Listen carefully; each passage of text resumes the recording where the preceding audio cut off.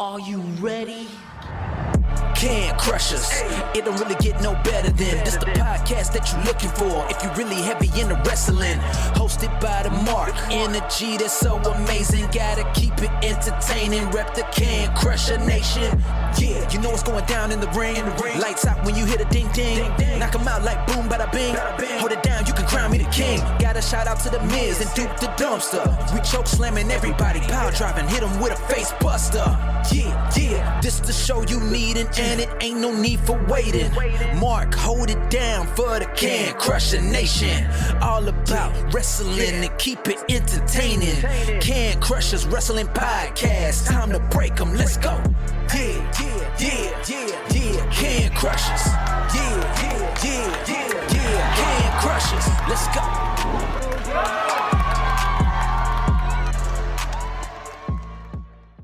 And welcome back to Can Crushers Wrestling Podcast. We didn't come back from a break. We came back from a week off. 2 weeks ago. No, we didn't. I know. Yeah, 2 weeks ago. You're still on vacation mode there. Mentally, I am. Hello, everyone. Hello. There we go. Hey, we're on track now. Mark to Mark, and that's Sir Michael Jenks. Hope everybody had a great week of professional wrestling watching. But we'll get to that. Because we always have to check and see how each and everyone's doing. And I want to go first, Jenks. Yeah. I'm taking over first. I always do anyway. But did you watch the NFL draft? I did watch the first round fully, and second and third had it on background. I watched the first round until pick number 20, because then I had to go to bed, which made it for a late night. Well, that was the Steelers' big pick, wasn't it? It was. I was excited. I actually did a woo! In excitement that he was still there. Yeah. I love the whole idea of Kenny Pitt grad, staying with Pitt. He's one of the best. Yeah. So we'll see. We'll see about that. I can't wait to see that. Bucks traded out. I will say I did, instead of watching the traditional coverage of the show, I watched Pat McAfee's live coverage, which was fantastic and made the time fly by. See, I kept it generic, probably because if I would have watched all of it, I would have watched all of it then. If I would have watched McAfee, I probably would have ended up, and it would have been late. Yeah, I don't think I went to bed till about 12:30, something like that. Yep, it was rough, but it was worth every minute of it. It was hilarious. They did a great job doing the coverage in that, especially when the trades started going through. Unbelievable first round for trades. Yeah, it was quiet for the first 10 picks, and then all of a sudden, I think they said they ended up with 9 trades overall. Yeah, all wideouts. Most wideouts, we'll put it that way. Mostly wideouts, which was unbelievable, some of the names. It was an unreal. Packers did not pick a wideout during that time, which was even more hilarious to me. Yep. Cody's wife is not going to like me saying that, but it was hilarious to me. She's a big Packers fan, did not like that the wide receivers did not get picked in the first round, from what I'm hearing from sources. From sources. Is your source Cody? She's I'm not going to throw. I'm not throwing my source under the bus. Beep beep beep beep. Anyways, but yeah, so yeah, the one guy on Pat McAfee's show is a Packers fan too. He wasn't as upset. There's a clip out there of him getting really pissed about the Jordan Love pick a couple years ago, which was absolutely hilarious because he does the whole show as a Mel Kiper impersonator. Oh god, so that made it even funnier. But yeah, he wasn't as pissed about not getting wide receivers because they got 2 good defensive players in the draft. But yeah, so that was hilarious to me. Bucks didn't draft, so I was just there for a fun night of just watching the insanity that ensued. That was night 1? That was night 1. Did he not do night 2? And through rounds 2 and 3? No, because he was doing SmackDown. Oh, that's right. Duh. Yes. Yeah. So that's why I just had it on in the background. I had NFL Network on in the background, just watching that. Yeah. Friday, I kind of forgot that the draft was on. We had a doubleheader, though, Friday. No, that makes sense. So we only got home late, and I was like, I'm tired. I'm hungry. I lay down. I lay down till Saturday morning. Yesterday we had 2 games as well. They're really just moving games to when people can meet, essentially, because of this weather. They're like, Yeah. oh, you can play at 1 o'clock and then drive 3 hours to go play your other game? Deal. We have to. Like, playoffs are right around the corner. I mean, school's a month away from ending. I was going to say, they're pretty soon here, aren't they? Yeah. Like, maybe within the next 2 weeks or whatnot? Yeah. Or is it, yeah? Yeah, and we got probably a lot more games to jump in and combine and just figure out. And El County always has St. Mary's, Ridgeway, Johnsonburg / Ridgeway. Wait, I said that wrong because I said it so.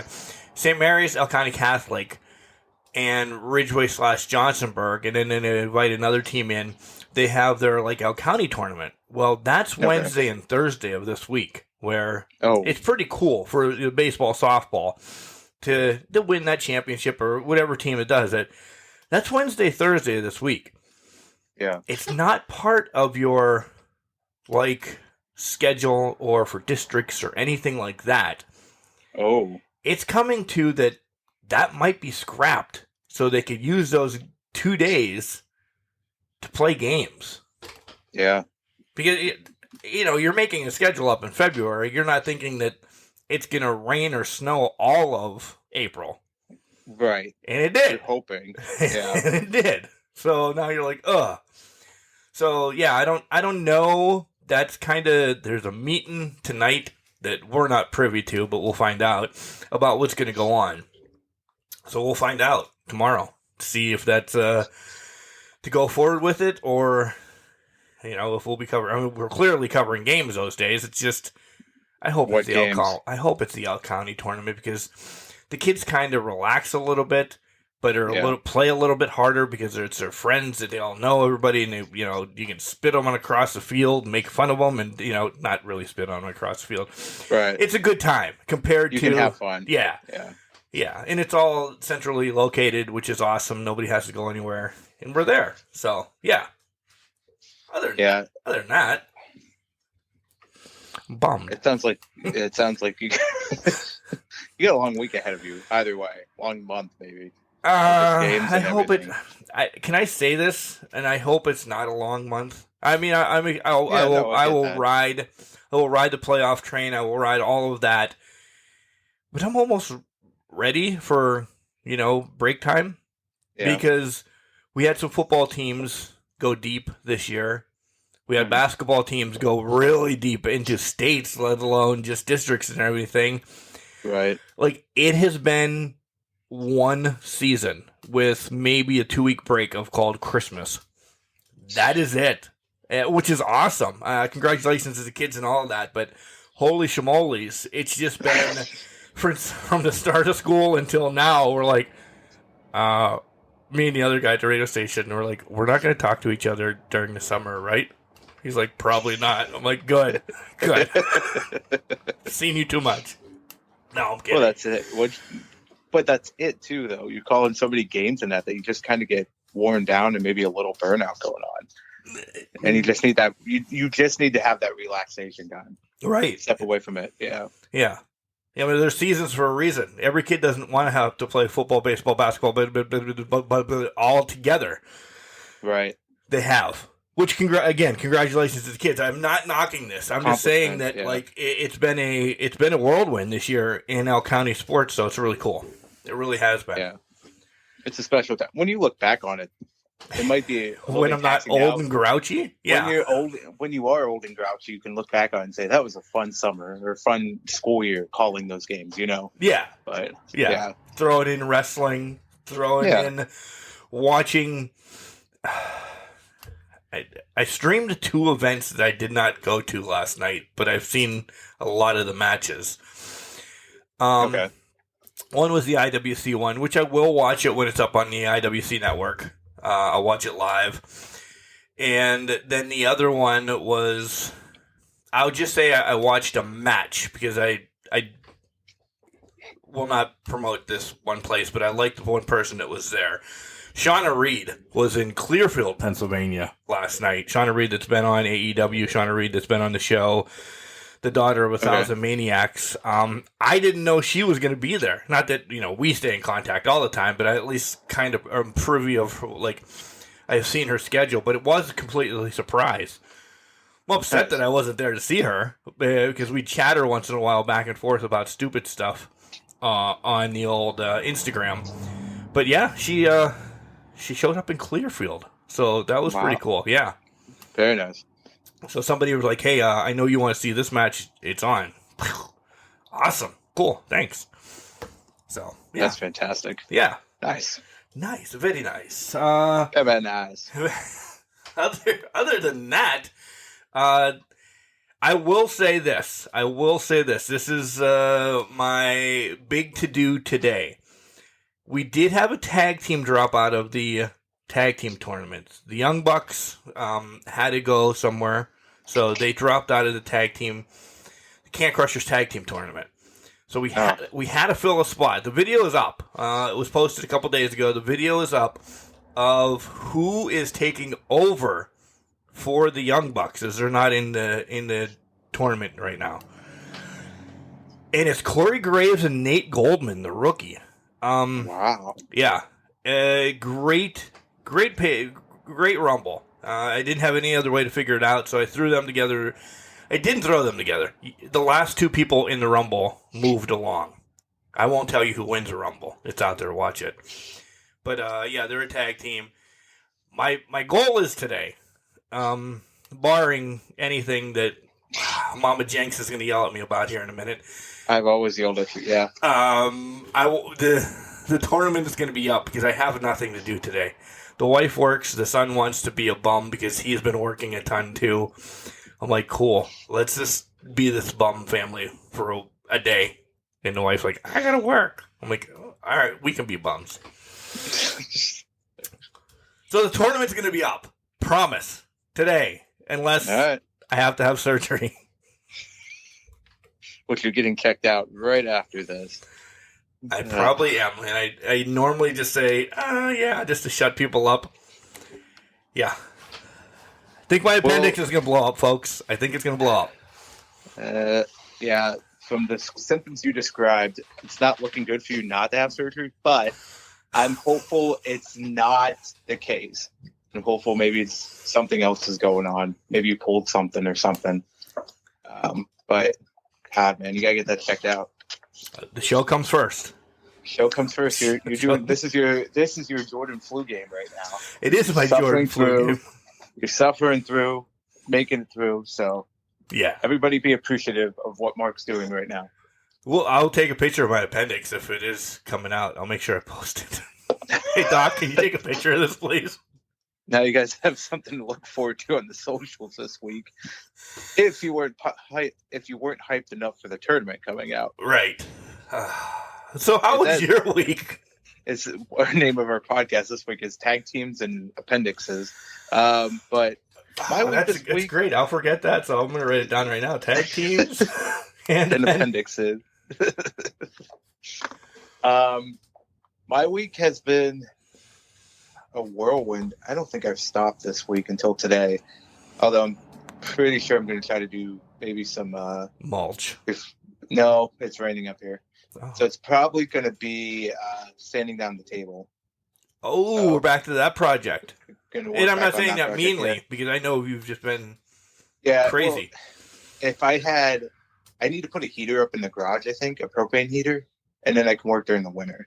That's my project for it. I'm not a proponent for propane. Shit can go awry with that. You know that.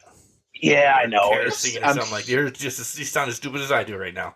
Yeah, well, that's true. I'm trying to figure out a heating. No, Mark, you're not stupid.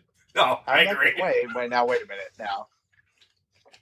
I could build you up here, but we need to get you to the hospital, so I'm going to drag on you a little bit. But no, I just want to get a heater in there so that I can do stuff during the wintertime. That's kind of where my thought process is. Now, if it's propane, okay. If it's natural gas, maybe. I just have to figure out how to run that line out there. But the natural gas line will be harder. I'll tell you that. Because that's all digging and everything. When I said propane, I was completely wrong. I meant more kerosene. Well, yeah, I'm not going for the dugout heaters that run off kerosene and that. Okay. I've had to paint a sand in 20-degree heat with a kerosene heater before. That was not fun. Yeah, no kidding. Yeah. Yeah. You know. I do know. Anyways. But yeah, go on. Go with If you're doing propane, they have these like Mr. Blues or whatever that can hang right on your wall. You don't have to get the mega one that I have for the house, but there's littler ones that'll, just for your garage, as long as you disconnect it each and every time. Because it's really simple. It's just essentially your lighter is like your grill lighter.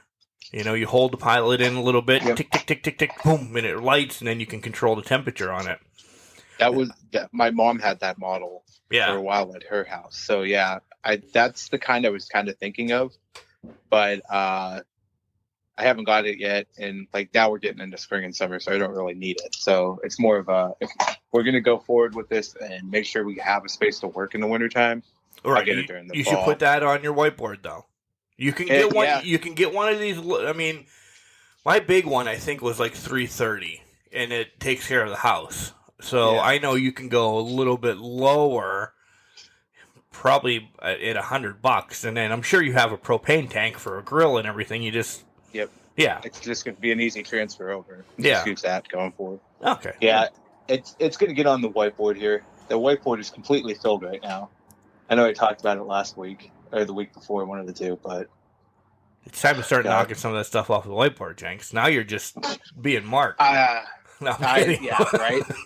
Procrastinating to the T's, but I just found some dirt. I don't know when my cousin's going to get it to me, but I found some dirt for the yard too, so I can start working on that. But yeah, so it's been an eventful week of just not that, but every night's had something going on, and then doing stuff professionally, trying to get things in line there. Looking at some things with that could come up here. We'll see what happens in the next coming months or something. See if I can get something to turn up and go right for me there. So it will. See what happens. It will. Yeah, I appreciate that. Yes, we'll. So you talk it into fruition, coming true. Yeah, you have to anymore. I've been talking it up. So my thing is big. I'm a big power positivity, new day guy.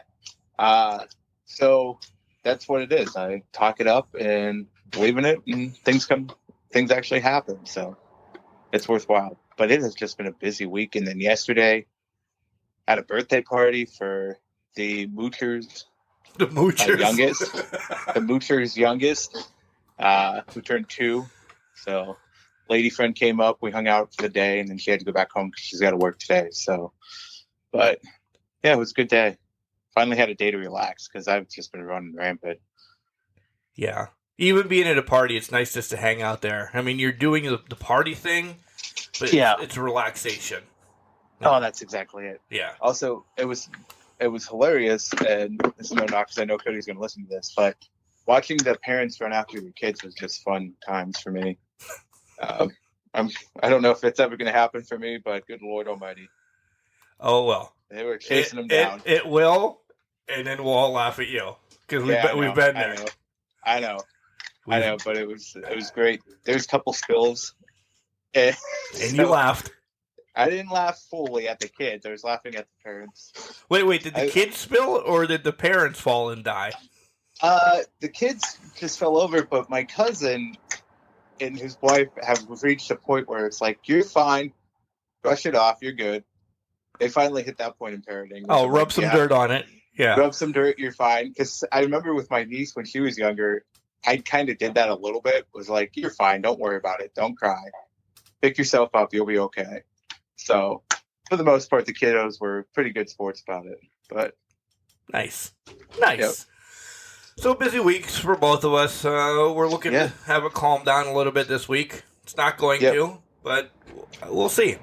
We'll see what happens. I did want to mention, Mark, I did get my Project 70 Topps baseball cards for Mike Trout and Ken Griffey Jr. So these are pretty nice. Those are awesome. I looked those up when you guys were talking about them on the 40-year dash, and my God. Yeah. Again, I'm jealous that you guys both, all of you guys have some sort of those or something, and I'm jealous. But I can't pull the trigger because I want them all. Yeah. And I can't just have two. I just can't have one. So I've learned that there's sometimes you back away from collecting stuff because when you get one, you have to have them all. And that's me and Funkos. Like, I really love the Funko Pop, just the wrestling ones. Too. Yeah. But if I get an Iron Sheik that you can find anywhere in the world, that's going to lead me to get AJ Lee and CM Punk that are ungodly overpriced. But I'll sell an appendix to get it. Yeah, see how they did that? Yeah. You better make sure you save that appendix today. Yeah. Well, yeah, I'll tell you what, I did get my most recent Funko Pop this week. And I don't know if you saw it on the Facebook, but it was one that's, if you've ever seen the meme with the dog sitting in the middle of the room that's on fire, I did. And he just says, "This is fine." I got that Funko Pop this week. Yeah. Reasonably priced, and I'm like, that'll do. That will do. But I'm staring at my New Day Funkos now as we're talking. Bootios in hand. Just getting that energy going. Getting that energy going. All right, let's get that wrestling energy going as we move along and talk about releases that happened this week. Because essentially wrestling happened, but it was, and we'll get to it, but we come across these releases, Jenks, and it's WrestleMania season. It's the tail end of WrestleMania season, WrestleMania Backlash, which we'll do predictions on next week. All of that. Wait, when is it? Is it Sunday, right? I think it's Sunday. Yeah. Let me look. Yeah. Now you got me concerned. I thought it was. I know they were doing a lot on Saturday, but I thought Backlash actually ended up on Sunday. Because otherwise we'll have to make predictions today, and that'll throw up.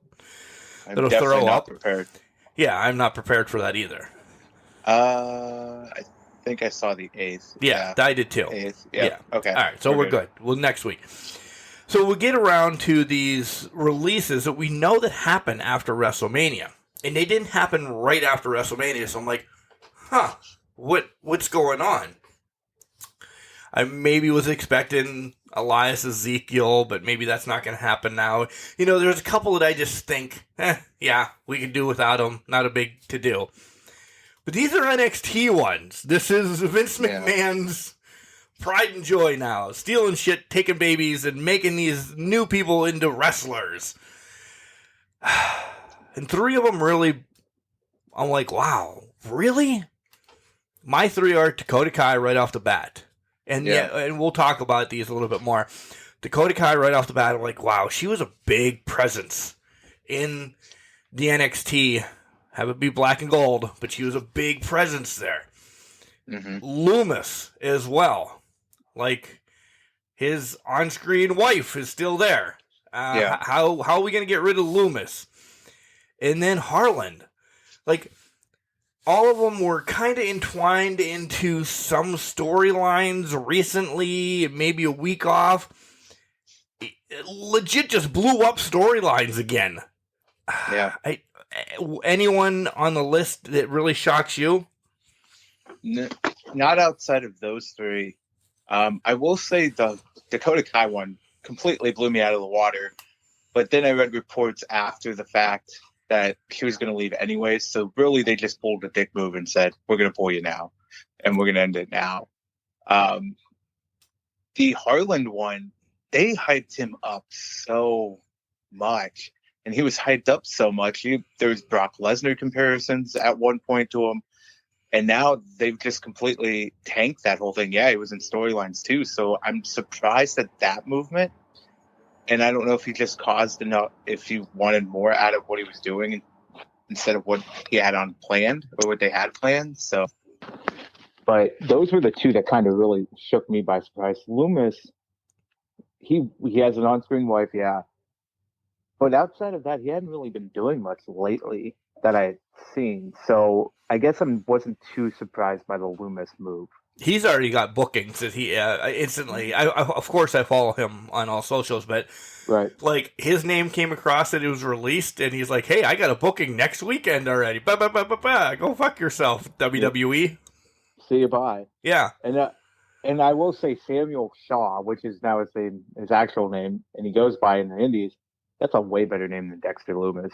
And I think it fits whatever the character he's going to portray going forward is, because it seems like he's going to do the same character kind of going forward. Yeah, the Dexter thing always, I thought of the TV show Dexter. Anytime I heard of Loomis, I mean, I don't know if it was based off a little bit off that, but I always thought about the Dexter on TV. Two other ones that I was like, about Michael Bivins. Not Malcolm. Oh, Malcolm. Malcolm. Malcolm Bivins. That one. Yeah, go ahead. And then Peruto. Yeah. Those two were also, but the others, whatever. I mean,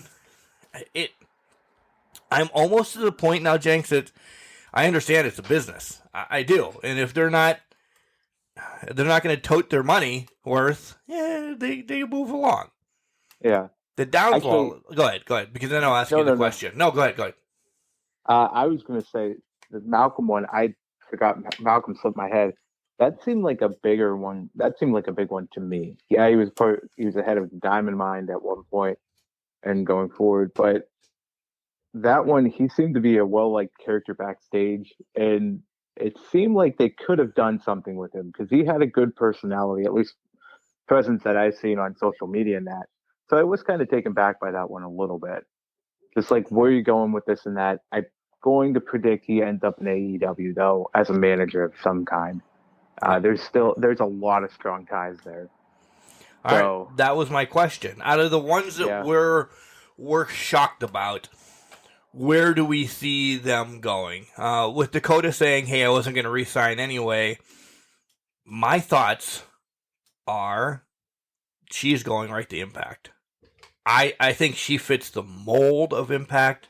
I could see her and Tasha's having a pretty cool little melee. Maybe her and Emma, which is Tennille.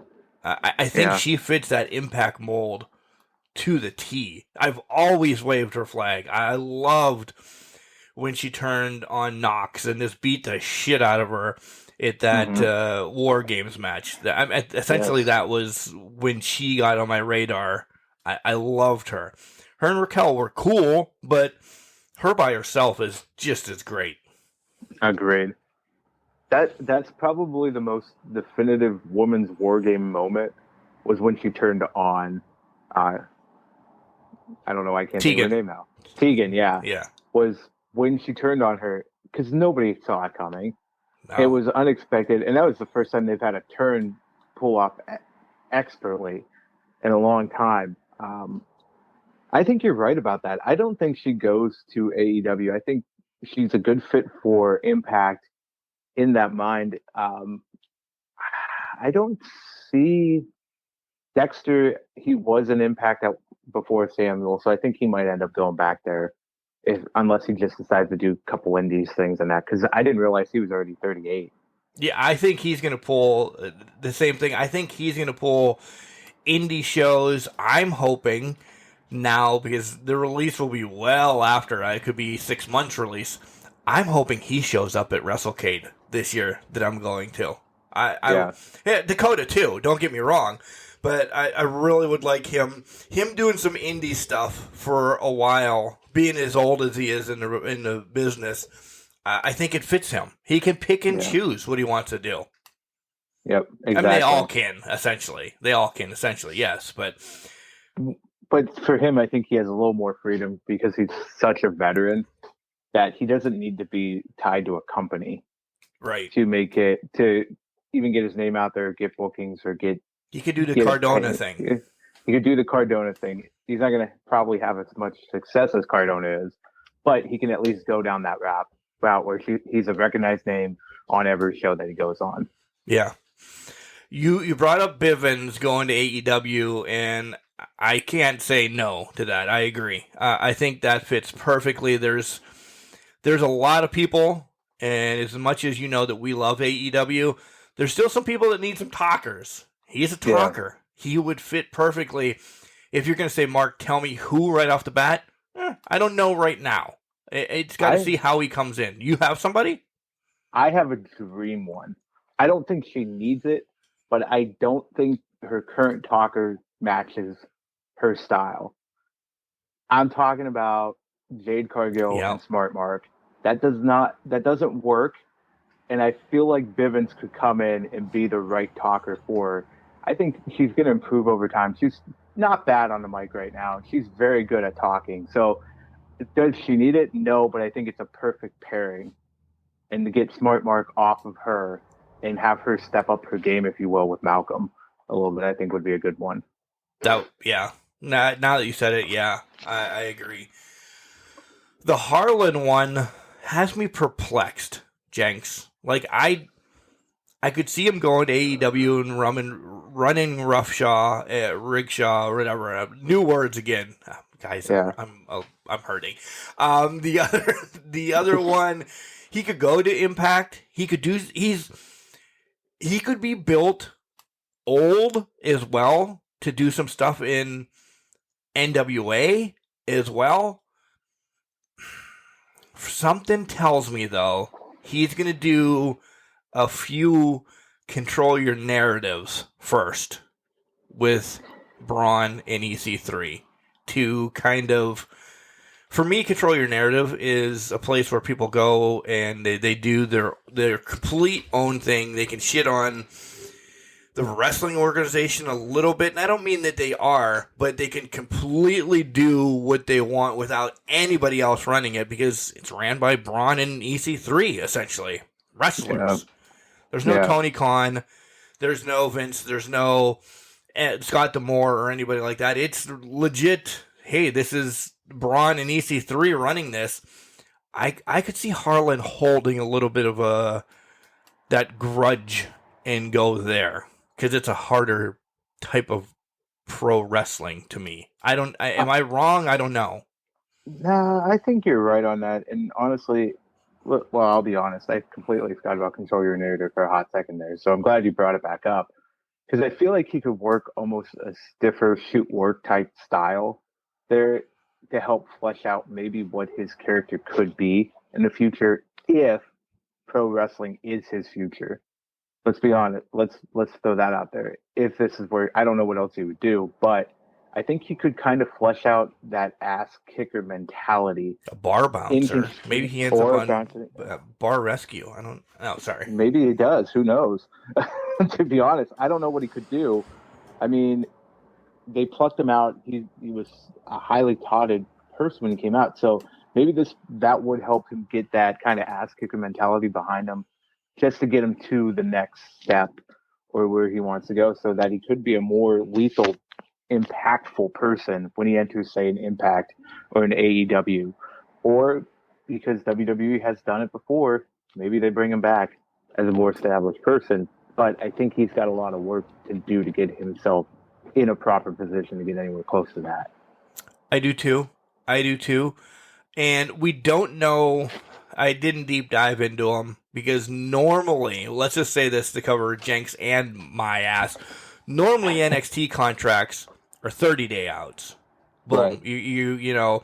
So we're looking at Memorial Day essentially that they can sign anywhere they want, and I'm rounding. Yeah. They can sign anywhere they want. So I don't know if it's 90. Then we're looking at Labor Day essentially before they can do anything. But yeah, there's those four. I think you're gonna see in and around indie wrestling quickly, and then just build their stuff back up. Man, there's one thing that I'm really bummed that Dakota didn't get either released or I don't know when her contract was up.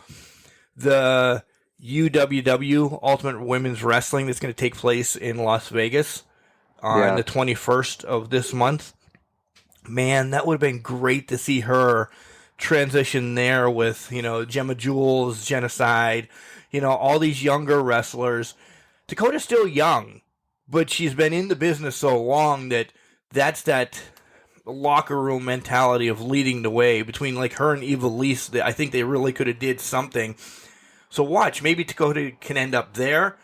Or WoW, because WoW the tapings have legitimately already started. I do know that. Yeah. So, who knows? She could still pop up there at any point. Yeah, and then those two that I mentioned, those women's organizations, or even what the hell's her name, Thunder Rosa's Mission Pro, they let you work other places. Yeah. So maybe they do some WoW and then do some Impact. And then Chelsea Green does it. Tessa did it. So yeah. Yeah. Dakota's future's bright. I will say that. Well, yeah, and how about when I named her underrated wrestler, the women's wrestler, back in the Slammies, and now I'm thinking about it, she's released. Now she can show that the Crushies, Slammies, whatever. My bad, guys. My bad, guys. Whatever. All right. I got it wrong. Send your resumes to CanCrusher69 at Please do. gmail.com for the new co-host. Yep, I'm putting in my 2 weeks. But You are yeah, lying. so but yeah, so that's kind of with the Crushies. When I named her underrated women's wrestler, now she can just go out and do that now. Yeah. And finally break that mold and kind of break that distinction and show what she can actually do, which I'm kind of excited to see. I am. Before we dive into wrestling, Jenks, any other hot news that you want to take care of? No, but I did. Well, there was one thing that I did see because you brought up Braun's name. I saw he made a comment about that he was going to be performing at the AEW Forbidden Door pay-per-view at one point. I don't know how valid this is. I know it would never happen, and I would probably suggest that he was just blowing smoke up people's asses at that point. But I had to have a laugh at that. All right, if you want to laugh at another one, check out Ryback's tweet about Vince and his mother. Ryback.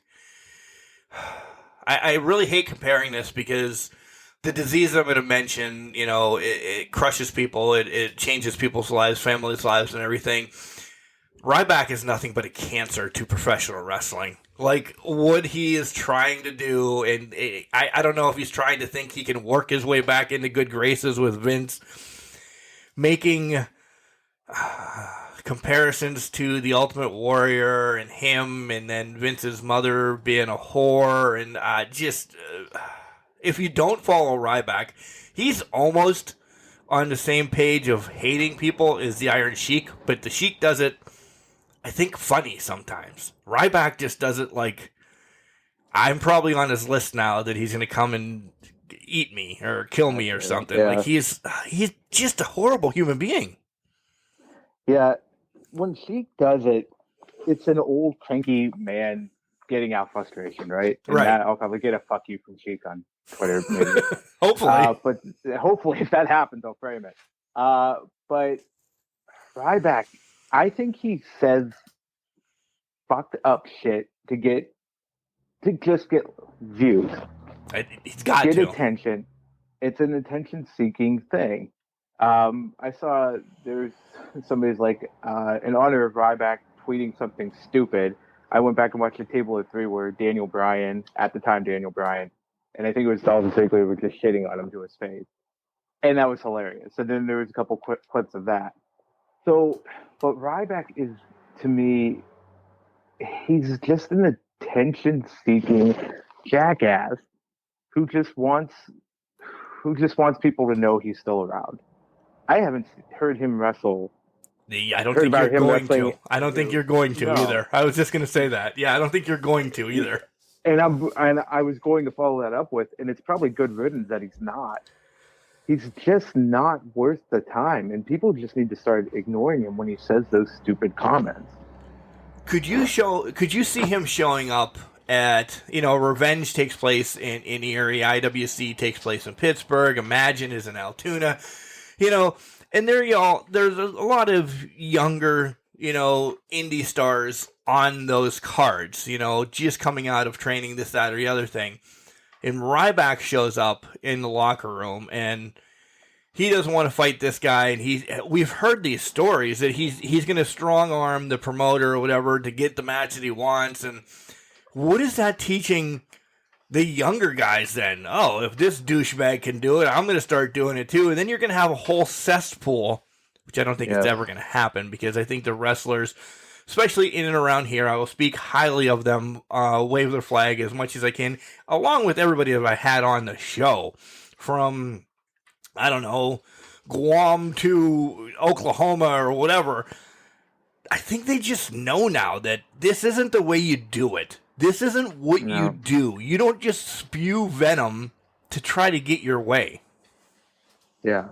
Well, no, I agree with that 100%. And I think it speaks to those coming out of training, and it speaks to their coaches because they've taught them that's not how you operate in this business. You pay your dues, you do what you need to do in the ring to show that you are a valuable asset to have come back. You can't sit there in stronghold. I think this is a case for Ryback is this is almost his ego has just taken over, and he thinks he's a bigger deal than he actually is. Yep. I mean, that's plain and simple what it is. He just thinks he's a bigger deal and he can do more because he has a namesake and because maybe he's had a couple WWE title matches. That has overtaken his mind. And he's just being a vile human being about it and using that to try to strong arm people in that. But I think you're right. Most kids or most wrestlers coming up in this business today, no, that's not how you do it. That's not how you approach things. Yeah, they know. They know. They followed Ryback enough. They're like, well, not. Yeah. Oh, he's on the card tonight. I have a blown tire. I can't make it. Exactly. And to that point, Mark, I think that's also taught them and those wrestling fans alike. Well, probably not wrestling fans alike. I'm going to take that one back. But at least it's taught the wrestlers the power of social media and how negative, if you're making dumb, douchey comments, the negative effect it has on your career. Yeah. All right, so that's the way that we're going to start wrestling, and I'm going to transition because Ryback's the first person what I think of when I think of this, besides myself and or Mr. Michael Jenks. May is Mental Health Awareness Month. It's okay to talk about it, guys. It really is. We try, or we don't try, it just comes up in our conversation. We talk about what's going on in our lives, and it really is a good thing to do. It's okay for guys to talk about it. I'm reaching out to all of you. It's okay to talk about it. If you're having a bad day and you don't think you can go on, you can call. You can, email us, cancrusher69@gmail.com. I'll get back to you. We'll email it out. And if need be, I'll give you my personal number. Let's talk this over, man. Mental health is a big thing that is still not talked about enough. So we need to talk about it. It's okay to cry. It's okay to have the emotions. You're human. I know guys are always supposed to be the tough ones for the family and everything, and I can't say I am. The tough one in my family is my wife. She carries me through a lot of stuff. I'll wave her flag all the time. She's my rock. Without her, there's probably not been a Can Crushers for a while. So friends, family, all of that, reach out to them. Make sure you talk your issues out. Get professional help if you want. Seek out whatever you need. Head to a priest. Head to a friend. If you want to go talk to a cop, talk to a cop. People listen. People want to listen. They don't want to see you alongside the road somewhere or worse. So, yeah, that's my little PSA. And I'll make sure I mention it all month because Mental Health Awareness Month is May. Get checked out. Talk. Do your due diligence, guys. Yeah, completely agree. And you may not realize it, but if you surrounded yourself with the right people, those people will help you. And that will improve your mental health going forward. So please reach out. The people that are in your lives now do love you and do respect you and will help you get through those things. You're not an inconvenience at all. So please please remember that. And please remember that. Seek that help if you need it and you just need to talk. Find that help. Yeah. Collar and Elbow, they're kicking out of winter sale. Hats, hoodies, tees, all the cool stuff that Al Snow and a bunch of hooligans he has working for him. Not Julian J., the hooligan that was on Wednesday's Spotlight show, but other hooligans down in Kentucky, Alabama, and so on and so forth for the Collar and Elbow group. buy their stuff. Use our promo code Can Crushers, all one word, capital C and Can, capital C and Crushers. You'll save 10% off of your order. That was all right, wasn't it, Jenks? That was very good. Yeah. Good job. It's like I knew what I was doing there. That one was a shoot. That's what they call a shoot in Can Crushers. All right, when we come back, Bang, bang. God, you got me. When we come back, I'll have my voice back, and we'll talk, I don't know, WWE, AEW right around the corner. Wrestling. A love and a passion we all share. I've started a wrestling brand. The wrestling brand. A brand founded on the aspects of wrestling. Two entities working together to create a product that connect emotionally for people everywhere.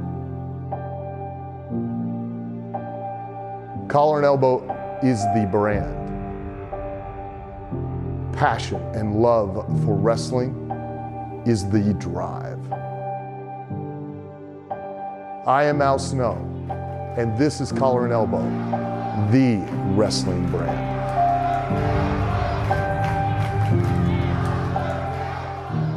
What's going on, you guys? This is the CEO of Shane Taylor Promotions and the baddest of all time, Shane Taylor, and you are listening to the Can Crushers Wrestling Podcast. And welcome back to Can Crushers Wrestling Podcast. I'm Mark the Mark. He's Sir Michael Jenks.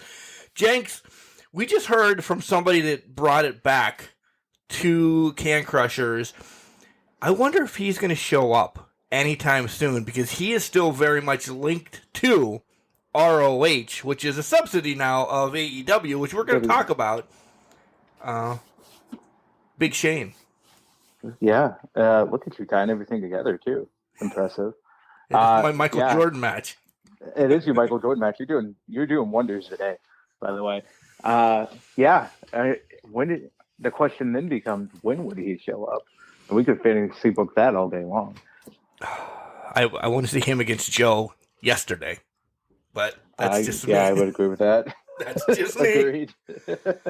I think it's sooner than later. I really do. I don't know. I think I'm getting the ROH bug again. I think they're leading us just down the right path, and I think we talked about it last week about, are they going to split? There's going to be another TV show coming out.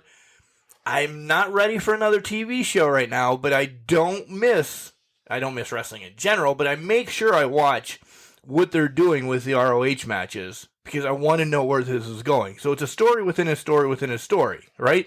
Yeah, exactly. Yeah, and it's been fascinating to watch how they've been integrating it within AEW over the past couple of weeks, because I think you and I were in the same boat. We weren't sure how they were going to do it and if it would make sense how they would bring it together. But they've done actually a very good job of integrating the two at this point in time. Don't know what's going to come of it, but it's been a good integration so far. And I like that they're still using the guest announcer. They're still using the Ring of Honor announcer and the ring announcer too for the title fights. Yeah. Ian Riccaboni shows up this week, which he does. I'm a huge fan of Ian Riccaboni. Huge fan. So Ian, if you're out there listening, hey, if you ever want to take a break and show me some stuff or tag me in, I'm there. Just call me. I'll be right there with you, buddy. Yeah, and if we could work me into creative, that'd be fantastic. But we won't go there right now. We're getting there, though. We're getting there. Take a shot. Yeah. Take a shot. Take a couple shots. Jenks, what a way to start Dynamite. I know we say this kind of week in and week out, but when they know how to pull and keep you. Yep. And by having FTR fucking fight each other, sorry, it's been about 45 minutes into it, so I had to come. Have FTR fight each other to start the show in a classic, yes, I said it, classic match. This was phenomenal. The downfall is went downhill a little bit from here. Yeah, after the match, it wasn't great. Well, I'll give Wardlow credit when we get to that time. Yeah, because Wardlow had a fantastic showing. But oh my God, I was in heaven during this match. Mark, did you realize that they didn't even throw a punch? No, I didn't. Not now. No, really? No, yeah. I watched the match. Saw on Twitter the next day that I think it was Dax that actually addressed it too. They didn't throw a punch at all. I'm like, that's not accurate. I went back and watched it. Sure enough, no punches were thrown. They slapped each other and they gave each other chops, but they never punched each other once in that match. Damn it. I didn't delete it yet. I usually always wait to delete it off of the DVR. So I'll have to, that might be what I do before the tournament, after the hospital. Whatever. Yeah, you'll figure out your timing. But yeah, I might have some time off. I don't know. Yeah, that's true too. You might have plenty of time off. But to that point, that match was so good. So many throwbacks too to Brett and Owen at WrestleMania 10. The counters, some of the counters, they fit. They weren't forced. Like they weren't like, oh, you're gonna try to go for a roll up off of that. I saw it, but no, this was just fluent. It flowed. It flowed. The downfall, Jenks. It's on my list right now for match of the year. I'm going to spoil that because it's a technical great match. Yeah. It may stay top 5 because of that. But, and I'm not disregarding the Owen Hart Foundation tournament whatsoever, but what this match did in wrestling terms, there might be some people who forgot about it already, and that bothers me. Yeah. Technically, it's probably going to be one of the best matches you see this year. Oh, yeah. It's just there's nothing coming out of this besides, okay, he moves into the tournament. Right. Although I will take that because I like how it was big enough where it was FTR. It was their first and only one-on-one affair. And I hope they keep that forever now. None of this baloney in 20 years to have a rematch or something. Once in a lifetime part 2. But I think, but no, I think they did it perfectly. To the downfall, I guess there's nothing that comes out of it, but I think it just tells a story. These were two guys that have shown their utmost love and respect for the Hart family. That I think this was just a perfect tie-in to get them in the tournament. And it gave me a feeling of, when Gargano and Ciampa versed as tag team in the Cruiserweight Classic. That was a fantastic match. It was the beginning of their career before everything that transpired after that, obviously. But it kind of gave me that feeling of two partners that have the utmost respect for each other, doing what they can to outlast each other and win. I was a big fan of it ending on the roll-up the way it did. Oh, I was too. I thought that was great. I did want to call out, I loved how they kind of faked or teased the head stomp that Owen did to Brett and where he admonished him afterwards. If you remember that at WrestleMania 10 when Brett threw his finger up and was angry at Owen. Yes. Yeah. So I loved how they faked that one a little bit there too. But I think they just did a phenomenal job of paying homage to two great technicians and Owen Hart. And I think that's what the Owen Hart tournament needed, was some sort of match like that. Yeah, it wasn't in the official tournament, but it was a qualifier for the tournament. But they needed that paid tribute thing. Yeah, and I think that made it even more special. This is going to be linked to the tournament forever. Yes, I know that's generically, no shit, Mark, it was a qualifier. Right. But you're going to think of this match, if you're in the right mind, you're going to think of this match maybe over what you're going to get from, I don't know, say Paige and O'Reilly in round number 2 or something like that, because that's not going to be classical. They're going to put their differences aside and fight. This is what Brett and Owen mean to wrestling, to me at least. They're the two top technical people that I know. Yeah. Here's my big thing. I would love to see Dax get to the second round. I don't think it's going to happen. I don't know who they're going to put him up again. But I would love to see him get to the second round, on a surprise. We talked about a Cinderella run, I think, with Willow Nightingale for the women's one. I would just love to see Dax get to the second round, just, by however means necessary, at least, to kind of pay tribute. I don't think he's going to get too far into the tournament, but that was kind of something I I would want to see or like to see, but I don't know if it's going to happen at all. Yeah, I'd agree with you on that as well, on both. I don't think he's going to, and it would be better if he would. Yeah. Spinning off of the Hearts, essentially, it came out this week that AEW has not reached out to Brett yet to show up at the finals. That's shocking. Well, if it's because it is shocking, but I did see that Brett has a merchandising deal with WWE. So if that conflicts with his contract, I don't think they can they? Didn't he have a Legends contract when he showed up to show the first title off on AEW? You know, that's a good question. I don't know. Maybe he did. I don't know Brett's contract through and through. Yeah. That's Brett's contract. It's not Mark's contract to look through. But yeah, Agreed. But I don't know. I would love to see him there, but I think from the Dark Side of the Ring episodes, he doesn't talk to Owen's family that often. Right. So if this is an Owen Hart Foundation, like it is, it's the Owen Hart Foundation tournament, I guess they probably would not want him there. Or that's not somebody they want there. Yeah. Which is sad and upsetting, but I can understand that. Right. And I will I will say this, no disrespect to Brett. I want Oj and Athena there first before anybody else. No, agreed. So agreed. If Oj and Athena are there and Brett's not, excuse me, it's a win for me. Yeah. So, yeah.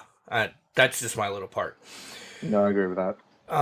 Next out, Punk comes out to chit chat. He's pumped up. He praises the locker room, all this happy horse shit, and we get cowboy shit coming out.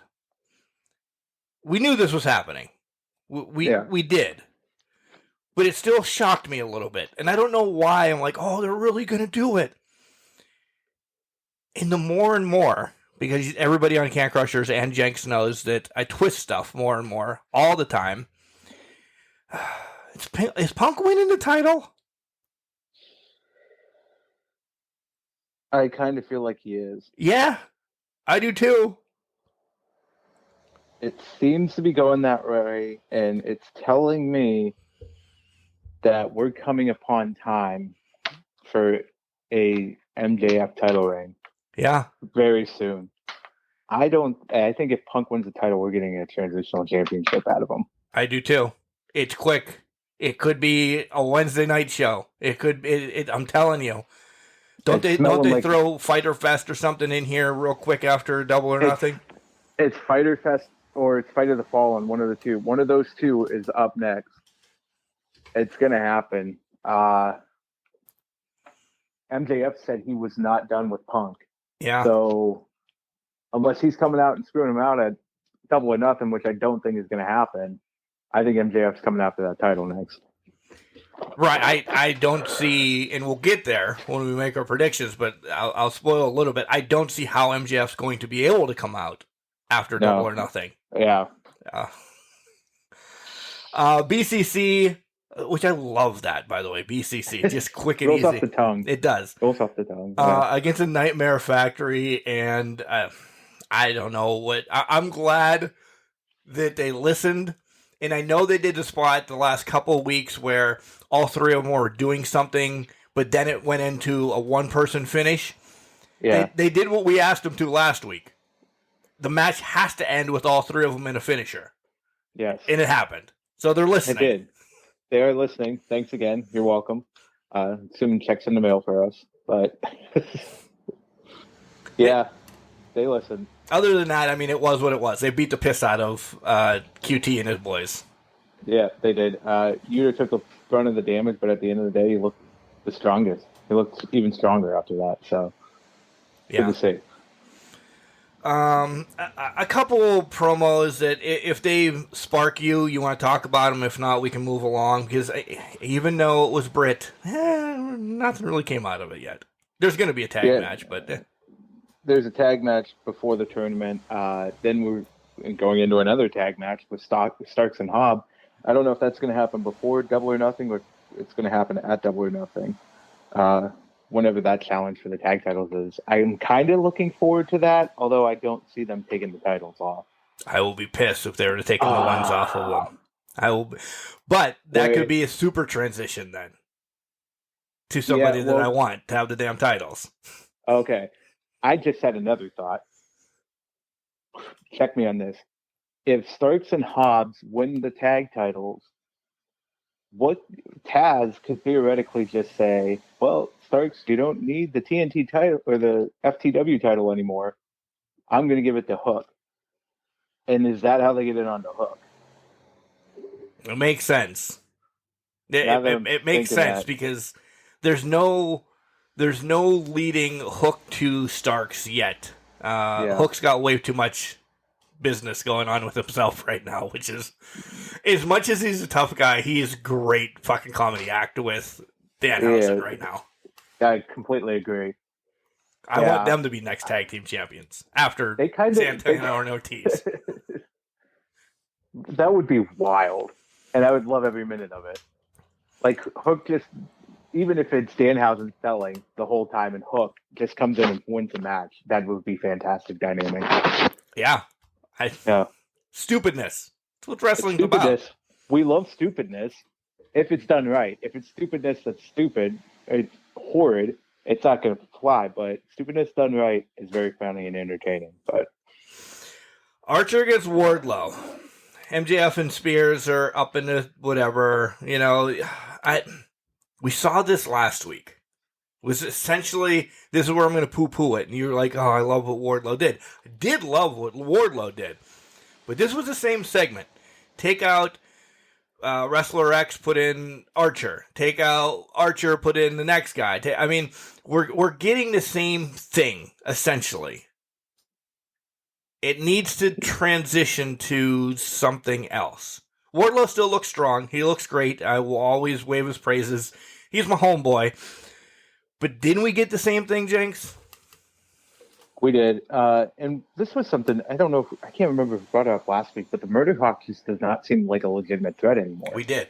Exactly. Yeah. I couldn't remember when exactly we brought it up, but he just doesn't seem like a legitimate threat. Now, I'm going to praise Wardlow because I didn't know he could hit that crisp of a Hurricane Rana or Swanton, but, that was something... You're right. It's plugging in Wrestler X for Y, and next week we're getting the same, and you can't teach that apparently.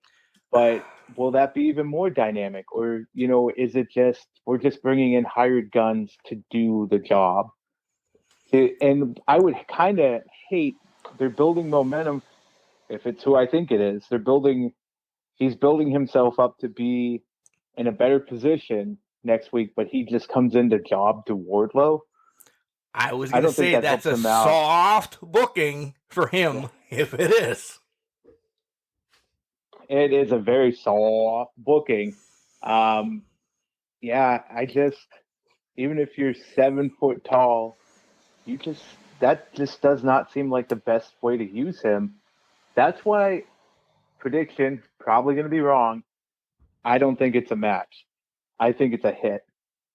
And we might be foreshadowing Jericho for a minute here, but I don't think this turns into a match. I think this is a complete and utter destruction of Wardlow next week. It never gets to the match. And again, I'm all right with that. It's different then. If the 7 foot tall guy and his little buddy, is a little buddy coming in with him? I don't know. It has not been referenced. Yeah. But, I don't know.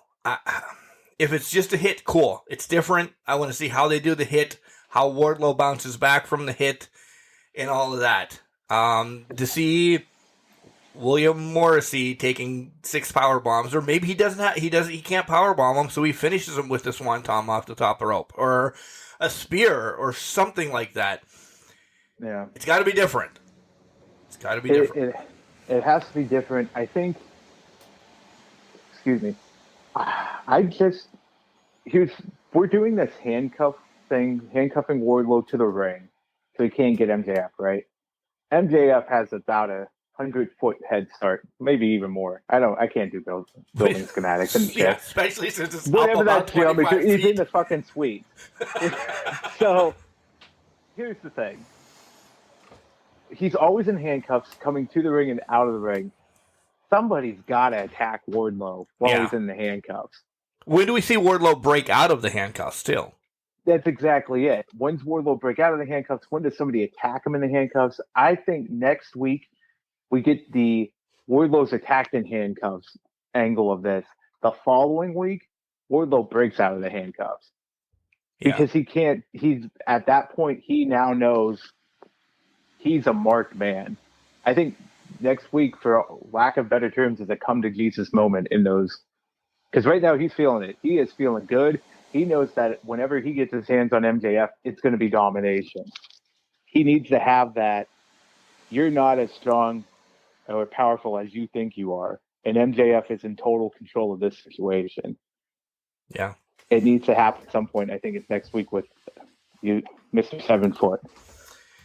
So I'm not good with stars and moons and what I don't even know what it's called. Astrology? Is that what it is? Yeah. All right. I'm glad you took a guess of the name because I had no idea where you were going with that. I think it's astrology. I would think. Yeah, I took astrology. You're right. I took it in college the second time around. And I still don't think I got better than a C. But nonetheless, is a galaxy bigger than a universe then? Because when Jericho was talking, he was talking to the AEW Galaxy. Clearly, that was a shot at the universe, at WWE. So, which one is bigger? I don't know. Is it bigger? Yeah, because you have galaxies inside of a universe. Oh, okay. So he kind of. I'm disappointed in Jericho then right now. I've been waiting all week since Wednesday to talk about this, by the way. He essentially said the WWE Universe is bigger than AEW right now, which yes, it is. But as wrestling, you don't want to admit that, right? You don't, but I don't think you could have. There's nothing bigger than a universe right now, as far as I know. Do we need a scientist on the show next week? We might need a scientist. Do we have any professional wrestling friends that are scientists? Yeah. Jimmy Nuts used to be. He was some type of rocket scientist. All right. Maybe we need to get him on here. But anyways, it might have been a trademark thing. They couldn't say universe. Clearly. Yeah. But yeah, I guess AEW Galaxy. Maybe he's going to introduce a Galaxy champion at some point. Don't you already have that introduced? We have that introduced in for Harambe, but AEW doesn't have that. Okay. So maybe they need a Galaxial champion to fight off the evil demons, and Jericho's the perfect person for that. When does he go to God mode or deity mode? Because he was already a demo god. Right. So when's he go into God mode here? That's the next step, because I think he's good. Obviously, he's starting to parody WWE. Clearly. In many aspects of this. So when do we get to God mode? When do we get to Burn It Down? The Drip King? When do we get to those portions of it? Jenks, I'm glad we poked some fun at this a little bit, because the in-ring portion of this was fucking awful. Awful. The only part of this that was good was Kingston getting in Jericho's face at the end. Yeah. Yelling at him about not knowing what a hit is. When the two that could talk, and I'm not disrespecting the other ones, but when the two great talkers could talk and sell this, it took 10 minutes to get there, though. Yeah, it was rough. I mean, I like Santana and Ortiz, but that was not their strongest segment. No. Yeah. And Garcia's still not there. No. And you guys know how I like 2.0. And Hager does the right thing. He just stands in the back and looks tough. That's Hager's doing the right thing. Hager's was the best one this week, besides Kingston. He was on the mic. This was rough. I'll tell you what. What's his name? His name's Big Daddy, right? Squarehead. I think so. I don't. Sags Jr. Yeah. His facial expressions are over the top, but sometimes. I will say pop, because he just looks like he's just about to explode. His face is so red, saying bubble gum sometimes. It's ridiculous. Now, what did you think? I don't know if you wanted to go here next, but what did you think of the attack in the parking lot with that lovely fireball? Let me wrap the fireball and the powder that we get from the next match that we'll talk about into one. I was so glad to be back into 1987 because I fucking lost my shit for the powder because I haven't seen it since Mr. Fuji. Mm-hmm. And two, when we got the fireball, I was gratified the rest of the night. I don't even know if that's correct placement of that word, but you understand. I'm like, oh my God, we got mysterious powder and a fireball on the same night.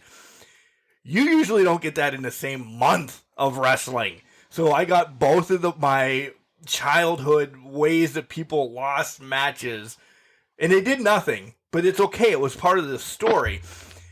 I meant for like the matches, the wins and the losses. I mean, clearly Kingston lost his face because it was so close to his face. His face. I was pumped, Jenks. I was pumped. It was a nice little throwback. I think AEW Dynamite this week was more of a throwback tribute show in some aspects because you had the great technical match to start off the night.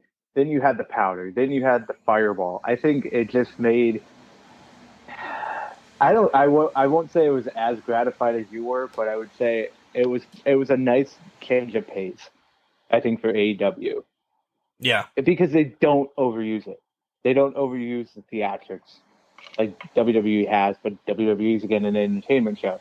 So I like this little bring in of, hey, let's throw powder in people's faces. Let's do the fireball type thing. And the fireball was so on brand for sports entertainment that it fit perfectly with Jericho doing it. Agreed. I wouldn't have wanted anybody else to bring the fireball out yet. Perfect. The Deeb and Sheeta Philadelphia street fight. This was good, but apparently Xfinity wanted to have some issues just during this match. So I got spotchiness in this match, so I didn't get to see this whole thing. And when you go back and watch it, and I didn't get on the internets and watch it, I tried to rewatch it off of my DVR again. It does the same thing on DVR, Mark. You're an idiot. If Xfinity's down, Xfinity's down. So I didn't get to see all of this, and I just didn't get around to it to rewatch all of it. But it was hard hitting. It was crazy. Yeah. And then I saw the picture of Deeb's face the night after in the morning going to work, and I'm like, holy fuck, she got hit by a tractor trailer. Yeah. Like, I didn't think they were waylaying like that. They sold me. I want more of this. I agree. I didn't realize Deeb got hit like that either until I saw that picture. That was an intense black eye. This was a good. I hate to tell you, Mark, but I feel like this was the blow-off match for the two. This sucks. This was a good, intense match between the two.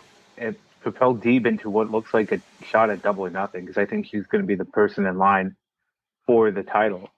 She was number one in the rankings going into it. So it looks like it's Deeb versus Thunder Rosa, which will be a phenomenal match. Which is a rematch. Don't get me wrong. It is a rematch, yeah. So I think it's a good... I think it was a good blow-off. It sucks, yeah. But this is something like Thunder and Britt. This can be revisited once a year for a short little rivalry. Put it in some sort of stipulation match as the blow-off. Because these two women are going to go at each other every chance they get. Although Deeb, I don't know how much time she has left in the ring. There was my next question. Yeah. Do we see Deeb take it from Rosa? Because she's so hot right now. You could hate her or love her gimmick. It's over. Her being this bitch, the professional wrestler, and all of that. To me, it seems like it's the threat. The threat is there that she could take the title. I don't think they take it off the Thunder yet. I don't either. But I think it's just the threat. She's been built up as a legitimate threat for Thunder Rosa. So look for her to start targeting a body part over the next couple weeks, whether it be knee, arm, whatever, to help sell for the match. coming up at the end of the month, and then that whole storyline is going to be intertwined in it as well. Yeah. Jenks, did you know it was Phoenix hidden in the ring? I did. I did. I knew it wasn't. I can't pronounce his Jose name. Lothario? That wasn't. Yeah. I knew it wasn't him because he wasn't moving, and he usually shows his face. So it wasn't too much of a surprise when they revealed Phoenix. Did I pop though? Yep. Oh, absolutely. Are we getting a Death Triangle versus House of Black? Yup. Am I going to love every minute of it? Yep. I have no idea why Fuego is involved, but who the hell knows? He turns. He's going to be a member. He might be a member. I think maybe Fuego turns, but I also think I think time's coming up for this. We talked about the female member and who we think it is. I think we're going to get this at Double or Nothing. Yeah. I don't know. I hope so. I think we'll get some sort of shenanigans. I feel like this match is a Double or Nothing match. So I feel like there's going to be some sort of shenanigans coming up too when this all blows off. I hope so. I really do hope so. I thought maybe we'd get a cross between them being out there and then the next match, because the next match had 10 guys in it. Cole, Red Dragon, and the Young Bucks take on the Varsity Blondes, Brock Anderson, Dante, and Shoddy Lee. Julia just sat on the ropes, Mark, you idiot, on the stairs the whole time again. I thought that would have been great if, the House of Black was kind of laid out, and then, I don't want to say jobbers, but the enhancement talent walked by them, and maybe we didn't see it, and Julia just got a shot of the House of Black leaving, and that kind of put her in that whole mode again to sit. Yep. Yeah. Almost like a trance type thing. Yeah. That would have been a nice little touch to this, but to your point, I mean, this match was basically to build up Cole, Young Bucks, and Red Dragon. So, I would have liked to see that development, but we didn't. So you can't really do anything about it. But Mark, I was not excited for this match. Not at all. Even going into it. No. There's nothing good came out of it. The 4V trigger into Adam Cole's running knee, the Wizard or whatever. All right, that was it. That's all you need to know about this match. At 1 or 2 points in this match, it was too much for me. I'm like, nope, too much flippy shit going on for this guy. Peace out. I'll come back and check it when it's closer to the end, because you knew it was going to be a longer match. They had to get all of it in. Yeah. I'm super excited to see Deonna Purrazzo against my cousin next week for the ROH Women's Championship. That's going to be really good. Yeah. That is going to be a solid match. I'm not surprised. I'm glad they're continuing this ROH integration every week. They're finding ways to integrate the title matches in there. So I am looking forward to that too. Rooting for your cousin, obviously. Well, Deonna is also done with Impact. Oh, yeah, that is true. So is Deonna going to be part of ROH? I would imagine she is going to be part of ROH at some form or another. I think the writing's on the wall, because you've seen champions change hands across the board. I don't understand what's going on with my voice right now, but you've seen pretty much all championship change hands across the board to Tony Khan's champions. Well, Deonna doesn't have any inkling of being signed with AEW yet, where my cousin does, Mercedes. Yeah. So is the writing on the wall that it's going to be Mercedes that gets it? Good, great.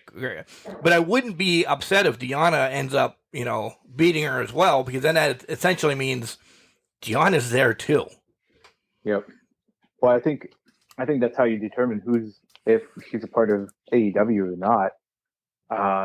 If Deonna gains the title, in this case, then she has to be under full-time contract, or at least in a contract that'll allow her to wrestle for ROH Impact or ROH AEW and on the Indies, because I think she has some dates coming up. Yeah, still on the Indies, so she's probably going to be in that mixed scenario. But she's probably going to be welcome to All Elite if she wins.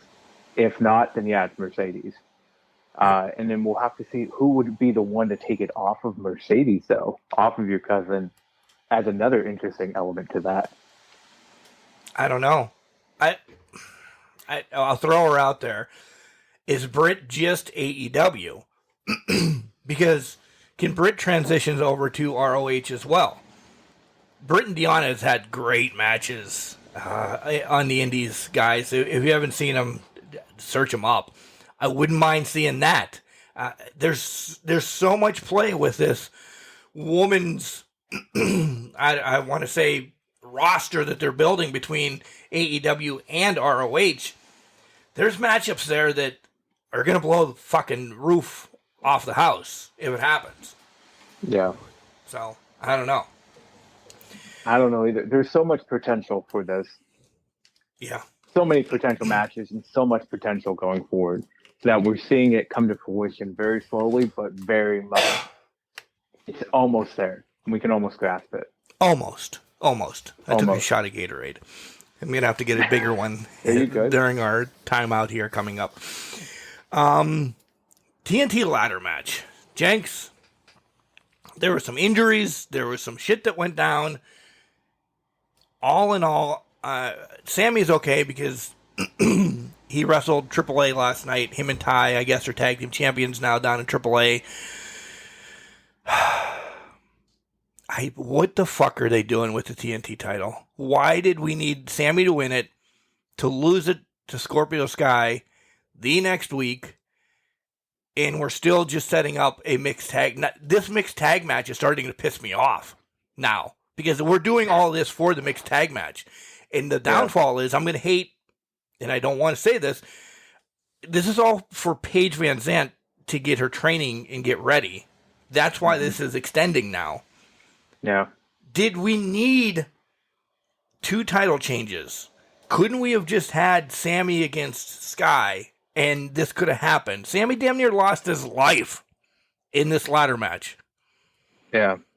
Well, I don't think we needed the 2 title changes to begin with. I think there was a way to get there without a lot of these things going down.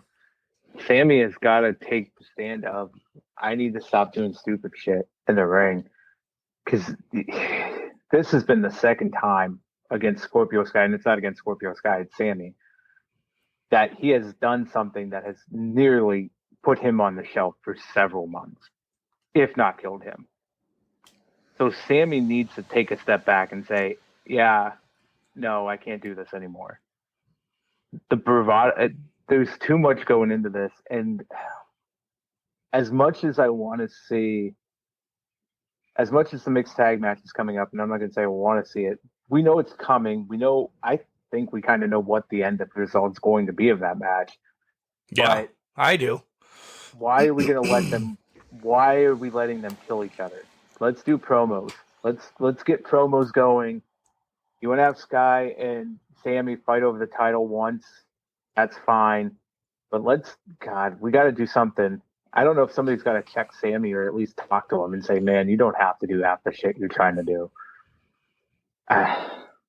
Yeah. I think the match, and again, more important about the person's health, but the match suffered after he took that fall. Oh, immensely. Yeah, immensely. I mean, they went to their 90-second break, and we watched Sammy lay there, not knowing what the hell was going on with him. 2 referees jumped in the ring, and in that 90 seconds, they kind of keep it busy, or at least on the outside, doing this, that, or the other, but we watched Sammy half-ass get his life back. Yeah.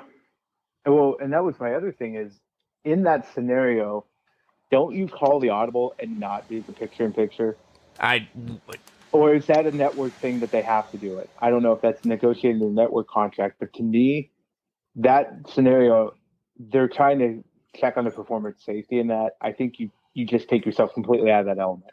Let me be the devil's advocate right there. Don't you think there's some wrestling fans that are complete douchebags in this world that want to, you promised this was not going to be uncut and it was going to be picture-in-picture and I want to see what's going on. dude, check yourself. Don't be the asshole. Exactly. This is not, you can bitch about it being uncut, but this is about somebody's safety. It's not about you. It's not about what you get to see. Safety overrides your need to see things uncut. I'm sorry, it does. Yeah. And I don't care who you are and what you think you deserve. You don't deserve, if they're trying to get somebody healthy to see if they're okay to continue a match, you don't need to see that. Let them work on the guy, come back, and you'll be fine.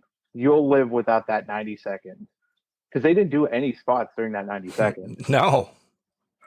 So you weren't getting wrestling, so I don't know why you're going to complain about it and be the douche you are, other than just being that asshole. Yeah. But it was too much, and it's too much for the story as well. So that's Dynamite. Dynamite. Dynamite. Here comes the voice back again, by the way.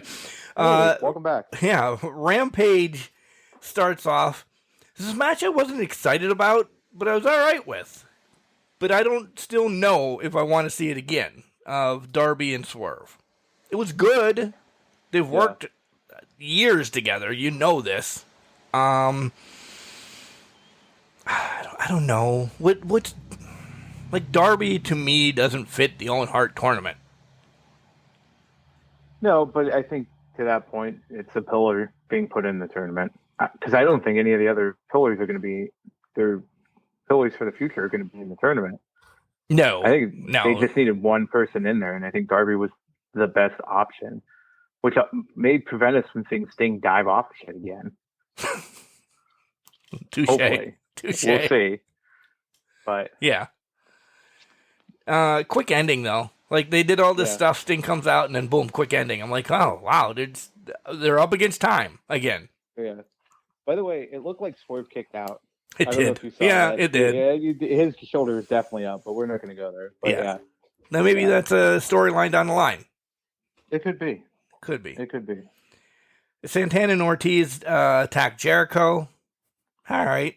At least we're running a little bit. I still don't believe that Santana, Ortiz, and Kingston are going to beat 5 guys. And definitely not the Hamburger Shop. But still. Definitely not. They're definitely getting 2 new guys.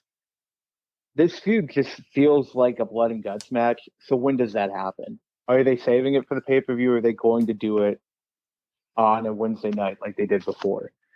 It just has that build for that type of match to me. But when do we get the reveal of the other 2 guys to back them up? Is it when Kingston comes back? Because you got to assume Kingston's gone for a couple weeks now. He got his face blown up. Yeah. Exactly. You can't have him out there. They can't have him out there with like sunglasses over bandages. I was going to say, is he going to get the Randy Orton mask? Yeah, he's going to get the Randy Orton mask, or what the Undertaker had one like that too, didn't he? Yeah. The plastic mask in '95. Yeah. That's not, I don't think that's Kingston's style, so I just don't think we'll see him for a couple weeks, and maybe he does bring reinforcements when he comes back. So essentially, it's going to be 5-on-2 for the next few weeks. Right. And maybe Santana and Ortiz are the people to bring in, and it's not Kingston. Maybe. I was thinking from an aspect of, well, Kingston, he's recovering from being blinded, but he's making calls. Right. Well, I see your point. Yeah. Yeah. Yeah, I agree. The next 2 matches, complete squash matches. I hate to use it, but the baddies destroyed Sky, Willow, and Trish, and Keith Lee dismantled Colton Gunn. I have nothing to say about this for me. Yeah, nothing to say. We knew it was going to happen. We knew the baddies were going to get that big win. It was basically a squash match. And then after that, the Ass Boys weren't beating Keith Lee, so they lost. And I don't know what's going to happen with the Acclaimed here now, that they're trying to recruit the Ass Boys. So we'll have to see how that goes too. Yeah. Okay. Danhausen and Hook supposed to take place, and it never ends up. The fight. Well, they build it as a face-to-face confrontation, so I guess they at least delivered that. It was never a match. They said that it was not a match. This is a face-to-face. It's going to be a fight. Man, they teased this too long, and we still haven't gotten our Danhausen match yet. Yeah. And now we got Tony Nese in the middle of this. Oh. Well, I think it's to our point that we talked about earlier. Maybe they're looking at a hook. Oh, Yep, I'm joking, Dad. You gotta get that hospital. Yeah. So maybe it's like we talked about earlier, and they might just push Hook and Danhausen now as a team. Hookhausen coming for him. Hookhausen. Yeah. I do like that Danhausen thought he cursed him. I know it's been done before, but it was really because Hook came up behind him that Nese backed off. But right. Well, that's his shtick. Yeah, it's his shtick. But I think it speaks to its comedy that we were talking about earlier on it. So. And then the main event, Samoa Joe against Trent. A match that I didn't know I wanted. A match that I enjoyed. I'm not going to go crazy over it, but I enjoyed it. No, I agree. I got a little nervous when Joe put the muscle buster on Trent, or he failed to hit it. I thought he was going to hit it with Trent's neck surgery and that, and the whole muscle buster with Tyson Kidd, the one-off incident.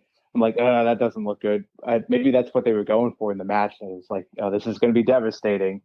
So it got me with that, but it was a good match. I did like how they did retain the code of honor. Yes. In this match. So I thought that was a nice little touch to it. So yeah. How are you about is it Satnam Singh? Do we still like him?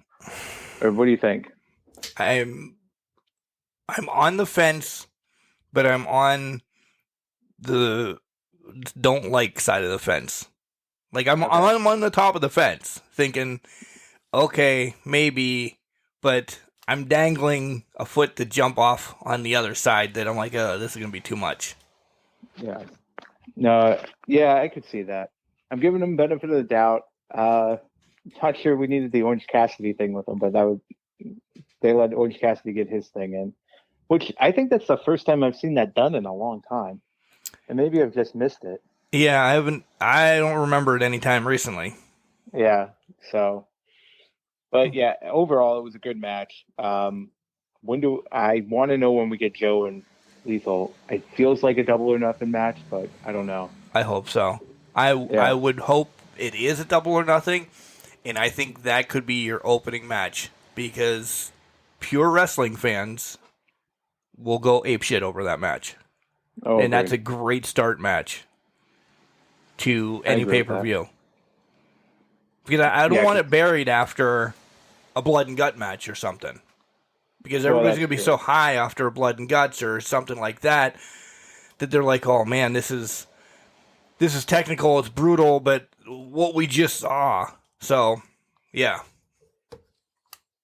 I don't know. Yeah, I agree with that. I don't think they can do the blood and gut match at pay-per-view, to be honest. Now that I'm thinking of that. Yeah. It has to be the main event. There's nothing you can do after that. Right. So, yeah, and this, oh my God, Joe and Lethal, to your point, that'll get you off to the fast start that you want.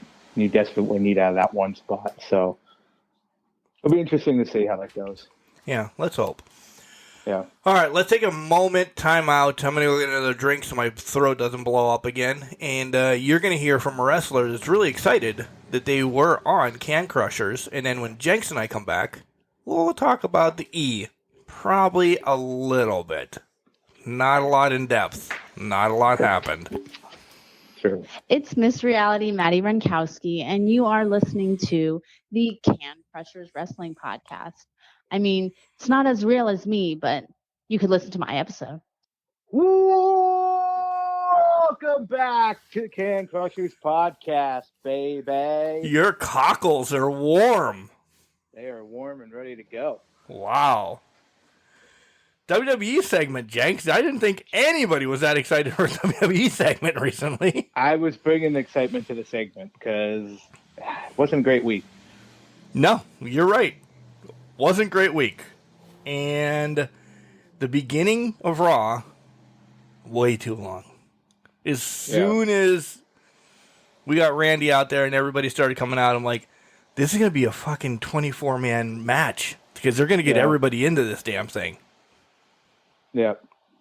Yeah, and I think the lone highlight for it was Kevin Owens just coming out and yelling at Ezekiel that he's a liar and telling people not to believe him.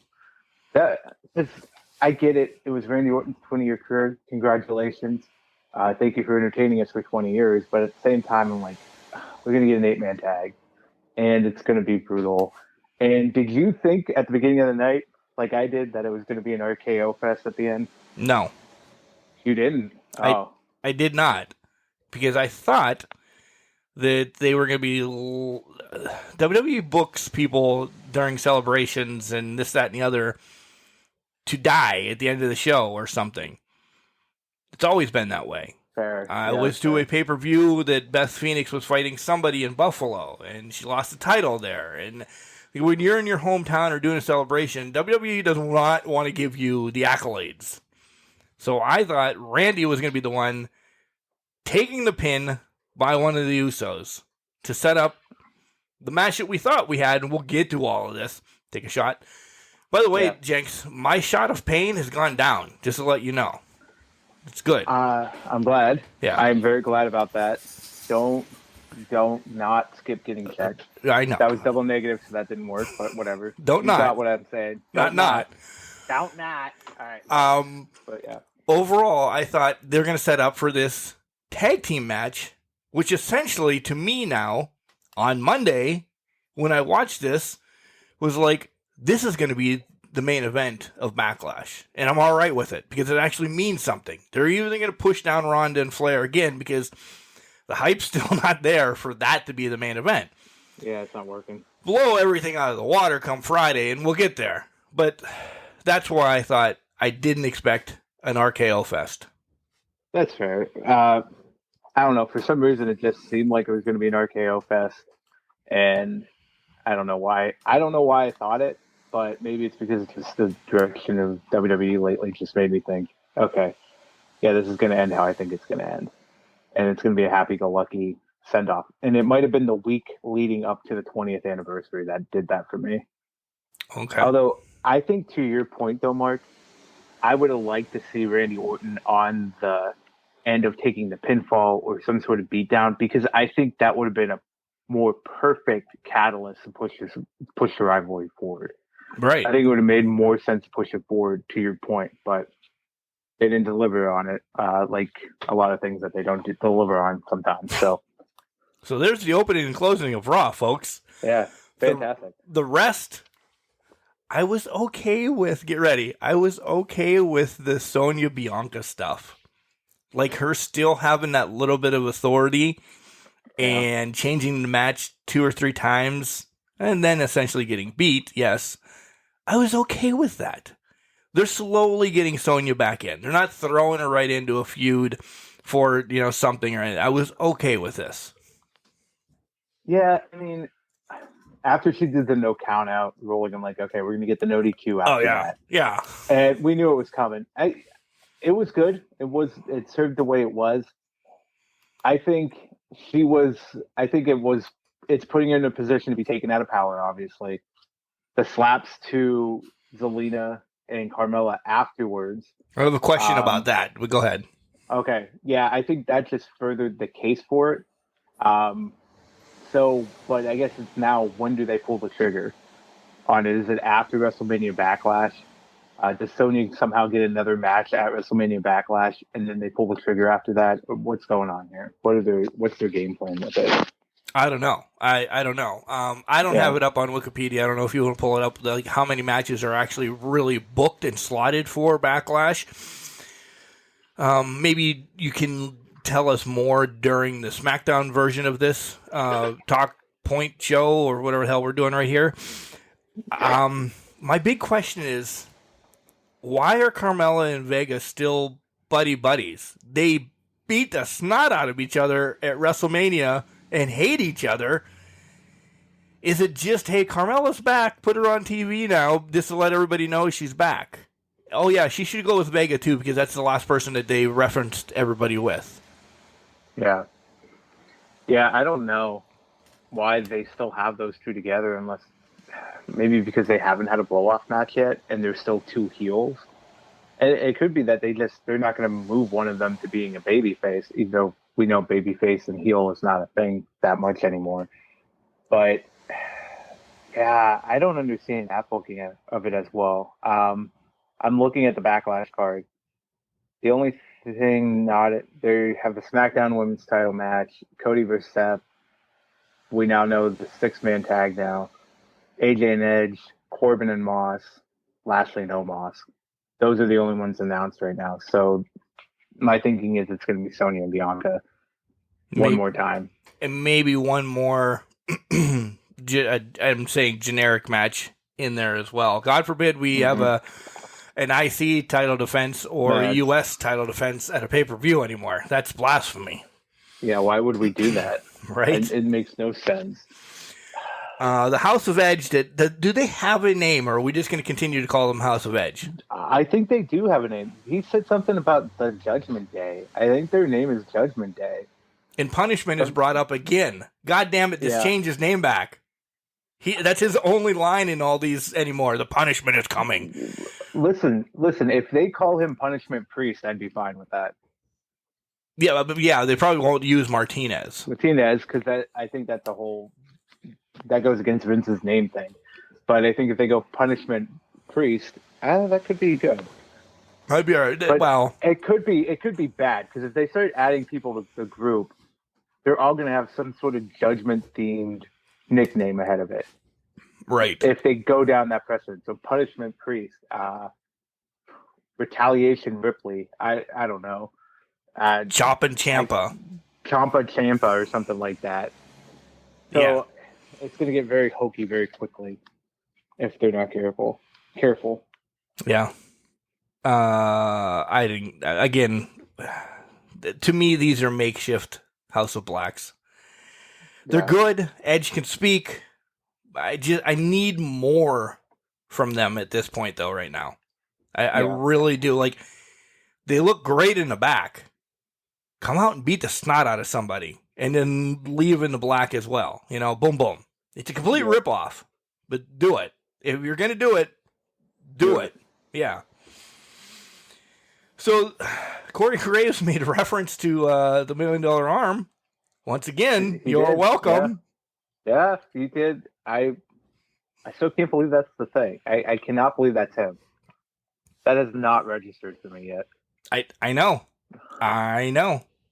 Sam Smothers has no idea that he was in a match. So, I didn't realize they were bringing in Tracy Smothers' son on this one. Yeah.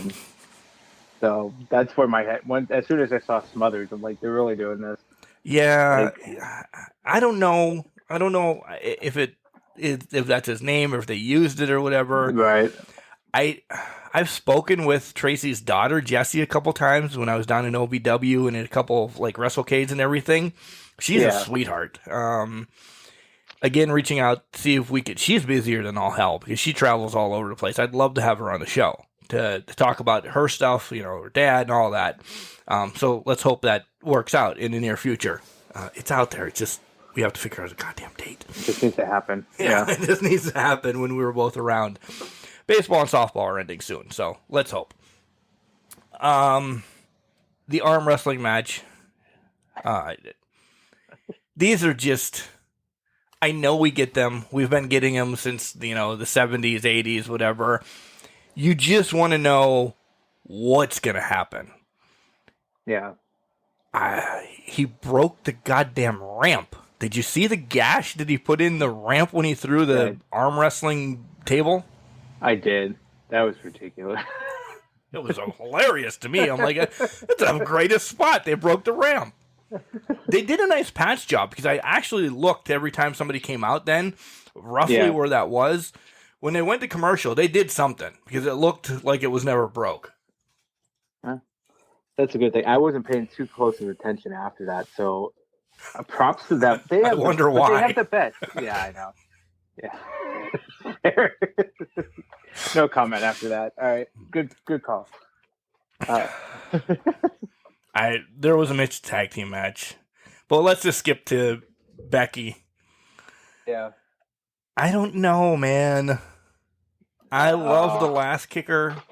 I love the man. I just, since Becky has come back, I cannot think Becky's the same person. I don't know. I don't like this Big Time Beck's rendition of Becky Lynch. I think Big Time Beck worked for the title when she had the title. Now that the title's off, it's not going to work, and maybe that's a good thing.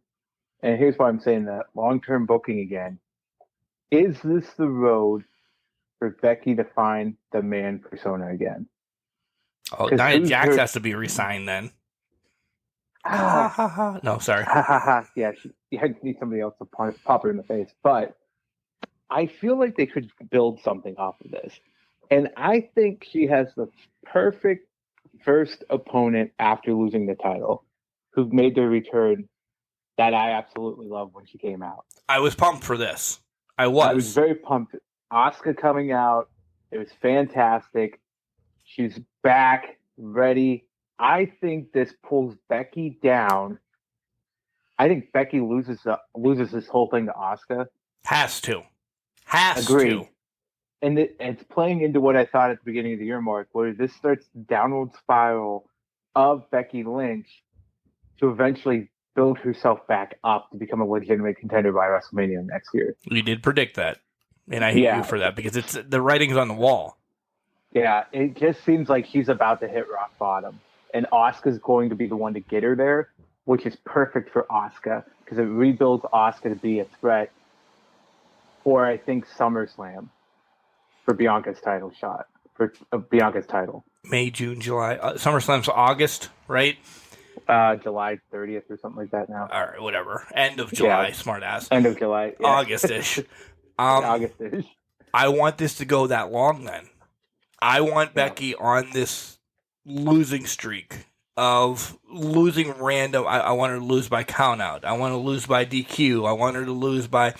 Like, she has to fall farther than broke-ass Corbin was. Like, she's higher than Happy Corbin ever is. This is a big thing. She needs... I don't know if I need the whole gimmick of her being broke and all that, but it's got to be... I know this is May, and we just gave a great promo about Mental Health Awareness Month and everything. This has to play into Becky's mental health then, story-wise, of being she is not good anymore. And I think if they long-term it, it's got to be with Asuka for a while. They can't just do this a one-off with Asuka. Who else has the history that's on the docket right now with Becky? You don't want to throw her right back into Bianca. Yep. Bayley's not there. And I think Bayley's going to be on SmackDown anyway. Who else? No one else. I think you build this match. This is a 2-month match. It has to be. Minimum 2 months. Minimum 2 months because we're 2 months away from July right now. So if you minimum 2 months, take this until, I can't remember what the July pay-per-view is before, Money in the Bank. Blow it off in Money in the Bank, even if they're both a part of the women's ladder match, which actually wouldn't be a bad idea because then they could both fight for the title and Becky could lose it, fight for the contract and Becky could still lose it. But I think this is perfect to get Asuka over. They feud for 2 months, then Becky can start taking one-off losses to some random people across the board to really take her down in the dumps because her confidence isn't there. Eventually, ideally for me, I'd love to see her do some sort of recollection period or something. Like, do some dig deeping, have that revelation of yoga, whatever it's got to be. Centering yourself and say, I got to find the man again. And then you slowly build her back up to being the man to have the blow-off match with what I hope is Ronda Rousey at next year's WrestleMania. And it starts at the Rumble. It does start at the Rumble. I think she can build herself up. Redemption's at the Rumble, and then it's a fast pace right to Ronda. 1 through 30 is what I want Becky. Pissed off that she got number 1, but she took that break. Not really a break from wrestling, just maybe break from in-ring, and just you see her back, beating up beer cans or, I don't know, turning into Stone Cold again or whatever the hell she's going to do. Yeah. And then she's pissed off again. I got number 1. There's no way I'm going to be able to do it. Da-da-da-da-da.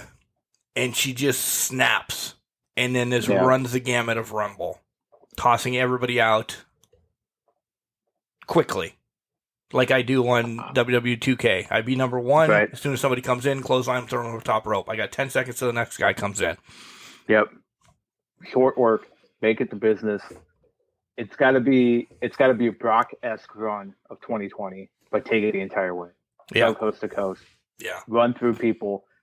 I would love to see Becky Lynch as the man do that deep run and get the elimination record. 29 other people. 29 other people. Because what record does she have? Let's stop here for a minute. Sasha, grand champion. Flair's been in every women match possible. Bayley, I don't know. She's a grand champion as well. But Becky doesn't have anything that of the 4 horsewomen that they hang her hat on. The one that they force for her to hang her hat on is when she went, I don't know, 2 years without losing the title. Yeah. But it being pinned and losing the title.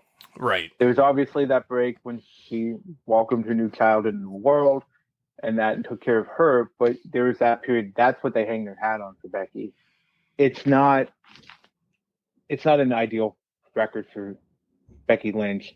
I just think, and I think you think, as the man, as this badass last kicker coming back through, if she runs the Rumble, eliminating people left and right and indifferent, it's gonna be perfect. It would be the culmination of what that last kicker, the man gimmick, could be. Yeah. What else do you want to talk about on Raw before we transition? Because I'm done. Welcome back, Ali, but that's about. Oh, welcome back. That's about all I got. Oh, I mean, I was just gonna say, just welcome back, Ali. That he came back. I don't know. It looks like we might be getting Ciampa Ali, which might be a good match, but I don't know. Yeah, a couple things from Austin and Miz saying, "Hey, you took your ball and went home," and da-da-da-da. I mean, they cut some cords there. They really did. Mm-hmm. So, yeah. They did. SmackDown. Jenks, did you know SmackDown was taped the week before? Did not. Did not know they were across the big pond either until earlier this week when I saw Drew McIntyre and Bobby Lashley break the ropes, bouncing off of them together. Yeah, big meaty men breaking shit. That's what that was. Bobby took a nasty fall, but he was okay. It looked like for the next night when he was facing off again. I think it was against Sheamus. I don't know if you saw that video, but he checked the ropes before the match. So I appreciated that. I did. I saw that spot somewhat happen. 94, 95. There was a little organization that was up around our neck of the woods here, and the guy was checking the ropes right after the bad organization. The ring got there after the people were let in. They put the ring up while people were sitting there, so it was put together quickly. The guy checked the ropes, top rope broke, and the guy life flighted out of the back parking lot and passed away.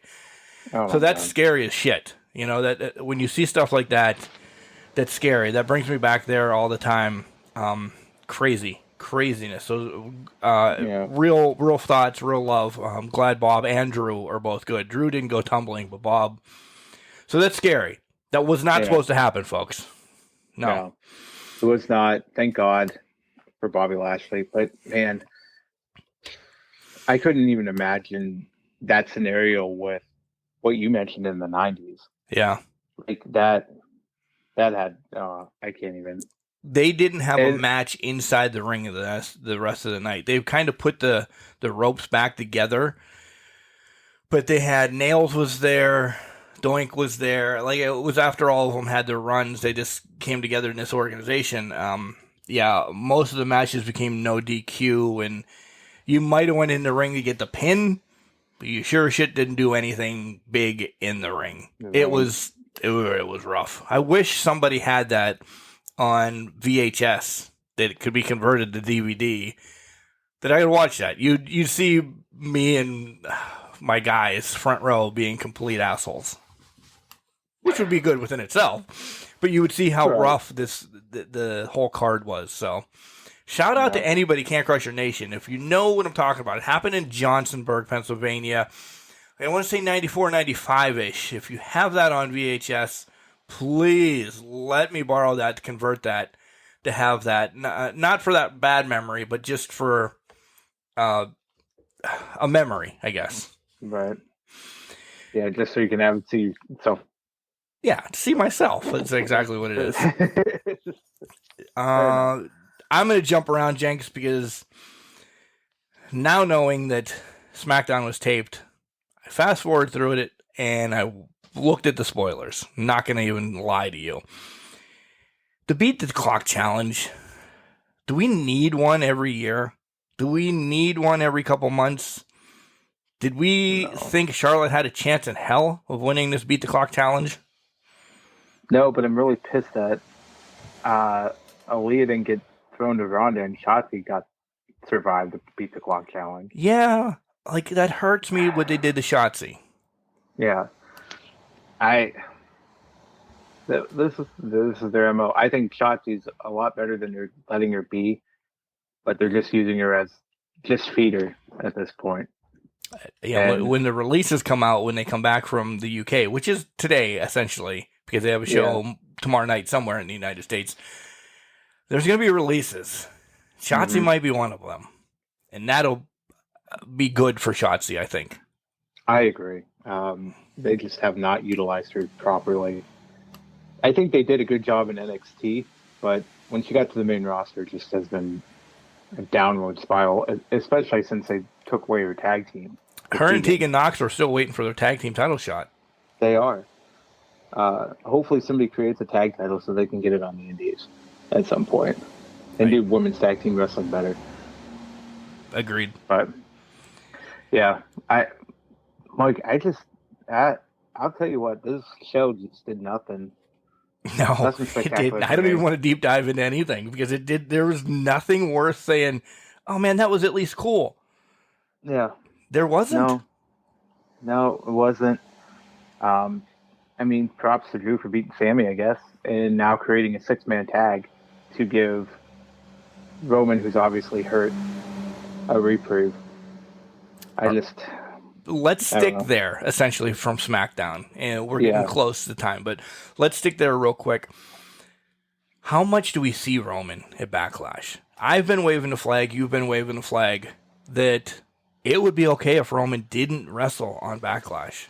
He could be there, he could do whatever, I don't care. Talk about how he wants to beat somebody's ass next. Get involved and screw RK Bro over so the Bloodline wins the tag team championship. Let that be the main event that we spoke about earlier.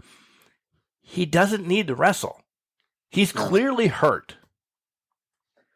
But, well, now I'm thinking about this, Mark, because we talked about this. He seems to be clearly hurt, but he is wrestling wrestling at house shows. So what is going on here? Is there something else, or are they just making this more convoluted? Because as we were talking, I started thinking about this. He did wrestle in Parts Unknown a couple weeks ago, and spoke to the crowd, and gave them, props and all that. He wrestled this past weekend. I think he was wrestling in the UK at some point too. So what is actually going on with the storyline now that I'm thinking about it? Why have we had the build-up of the tag titles being unified, and are we carrying that to the next pay-per-view again? Do we have a month-long, and how much more can they get out of this month-long unification thing? I don't know. I feel like you have to jump on this when it's hot, and I think right now the unification thing is hot. Yeah. You unified the WWE titles at Mania. So now we need to unify the tag titles. If you're unifying the tag titles, unify the tag titles and get it done.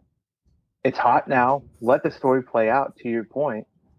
If Roman's the one that screws over RK Bro and gets the Usos to win, fantastic, let it be. And then that sets up Randy against Roman because he's pissed off. Exactly. Or Riddle even. Give Riddle or a even moment. Riddle. Yeah. Which could then lead to the breakdown. Sorry, I got Mel out there, but that could lead to the breakup of RK Bro. Yeah. What if Riddle beats Randy Orton for a title shot? Then you got Orton like, wait a minute here. He collapses. He just beats up Riddle after that. Who knows? There's possibilities are endless. I just don't know why you're extending this out so much. Or it could be that maybe Roman is injured or something. I don't know. Maybe there is some truth to Roman being at least somewhat injured. Yeah, he's wrestling in house shows and that, but I haven't seen those matches, so I don't know how limited or what he's doing in them. Yeah, I haven't either. And house shows essentially are quicker. They're more for fun. You've seen Liv and who was the other one? I think it was Vega up on somebody's shoulders this week, kind of doing like a chicken fight in the pool. So they do safe stuff at house shows. You're not going to get Sting or Roman or anybody like that jumping off 90 feet. 90 feet. 90 feet. Foot. Shut up. Scaffolds or anything. I incorporated everything from the 80s all the way up, by the way. You're not going to get that at house shows. You're not. You get the more family-friendly, hey, look at Liv giving high fives, doing this. Ripley comes out and takes pictures even though she's supposed to be bad now. You get all that at house shows. So if he's working comfortable with Drew everywhere, clearly they've worked together for years. Okay, Drew, don't work on my shoulder tonight. It fucking hurts. Okay, I will just kick you in the head. Okay, that's fine. Exactly. Yeah, that's fine. Just give me a fake concussion or something. Yeah, work me over. So. And that could be, Mark. To your point, that could be. Drew is a safe worker. Roman knows how Drew works. He can trust Drew to safely get him through a match without being hurt further. But I guess to my thought, Mark, is why even put yourself in that predicament? Right. That's where I was going, essentially. Just take the time off. Enjoy it. Is it because WWE doesn't want to put the titles on somebody else? Were they in a rock and a hard place because Brock wasn't sticking around after Mania, so they had to put him on Roman? You could have had Roman put him up, or say, I'm just not wrestling for a long time, and make up a stipulation where his contract says, oh, he doesn't have to wrestle until he declares he can or wants to. Right? It's wrestling, yeah. It's wrestling. Anything's believable. Exactly. You can make the storyline fit the injury if you're not willing to take him off TV. I mean, you didn't have anybody built up behind Brock. I still don't think Drew is built up, and maybe that's essentially what they're trying to do, but there was nobody built up. This is where Roman says, I don't have anybody. They have a number one contenders tournament over the next 3 weeks. Maybe that helps him. Oh, yeah, he has to beat this guy. He's got to beat my right-hand man, Jay. Oh, well, he's got to beat Jimmy now. There's a month and a half to see if he's okay. I mean, we're 3 weeks away from Mania. Is he better? We don't know. Yeah. And it's still nobody's built up. I still don't think Drew is the guy, but pick somebody from SmackDown that's going to be the next person that faces him. Well, that's exactly it. Put a tournament together, throw some intrigue around it. I mean, everybody's doing a tournament. If you want to be that way about it, just do another tournament, and then you build up through that way. I guess he might have been the inevitable winner, but it builds him up. And then to your point, you get the 2 weeks of Jimmy, now you versus Jay, now you versus both of them in a handicap match. It builds it up to get him to June. Because we know, or at least we think we know, Cody Rhodes is end of July. Yeah, and it is inevitable. It's inevitable. Like Thanos. But so it's just shot. on the horizon. Thank you. You just get it to that point, but you have to build up the talent to be the people that are coming after him. Where did Nakamura go anyways? Taking a nap. Apparently. Taking a nap. Waiting for Boogs to come back. Shows up once, get in his face, and we haven't seen him. Whatever. He was part of the Lumberjacks last week. That is true. But he didn't do anything there either. Yeah, that's true. Well, Jenks, that's another week of WWE. Gratifying. Fun times. I mean, it warms my heart every time watching it. All right, guys, next week we're going to let you know we're going to go through AEW, go through WWE quickly. We have the middle portion next week of our elongated. We're going to go through 1995 Starrcade. Jenks has made it there. Yep. So if you want to watch it with us, get our thoughts and our glorious of the matches of what goes on in 1995 Starrcade. Make sure you watch that this week on the old Peacock. And then we'll give you our predictions of what's going to happen on Backlash. There will be no betting on this one. Because this is one of those shows that they don't know what they do until they do it that day. I would not put $1 on this because shit changes so much at these little, what do they call them? Great streaming device shows or whatever. Premium live events, the PLEs. Pay-per-views. This is one that changes. If Vince gets a hair up his ass the wrong way that day, we could see something that we didn't expect. And then we have to kind of shift gears, figure out how we're going to get to SummerSlam. Because that's what this is what we're working towards right now. Yep. Roman and Cody at SummerSlam. We don't know. We have no fucking clue how we're getting there yet. Yeah. The only teaser is that there's not just one family. It's the only way that I can get Roman and Cody to get there yet. Well, that's true. Well, we talked about it. These next 2 months are just going to be rough. It's just going to be rough getting us to Money in the Bank. WWE side. SummerSlam. WWE side. WWE side, yes. AEW's going to get ramped up here pretty quickly with the tournaments going on and Double or Nothing coming up at the end of the month. Yeah. So. All right. Quick. Listen to us on all podcast outlets, Spotify, iHeart, Google, Stitcher, iTunes, all of those. Email us, email us at cancrusher69@gmail.com. Find us on all the socials, and we're there. We're always there. And Farmers Only. She's Lovers United. We got this. We got it covered. GalaxyDefenders.com as well.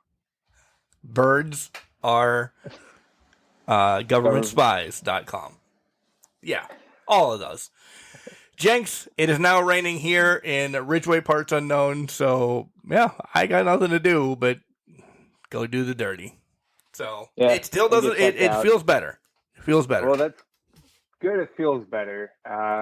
Just if you're not going to go today, just call your doctor or something so you can get it at least checked out. I'm gonna. I don't want the emergency bill. I will be on the phone tomorrow morning at 7:00 saying I need to come over.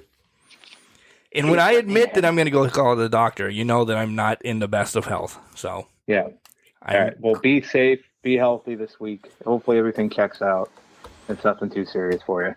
We'll keep you up to date. Until then, better. Make sure you check out the tournament that's going to be coming up on YouTube to crown the Can Crusher Tag Team Champions so we can get this freaking universe going.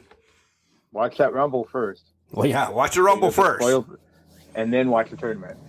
Don't have spoilers going into the tournament. We already spoiled at the beginning of the show. Nonetheless. Whatever. Remember, just because I'm trash doesn't mean I can't do great things. You're a garbage can, not a garbage cannot. Whoop, whoop. Whoop.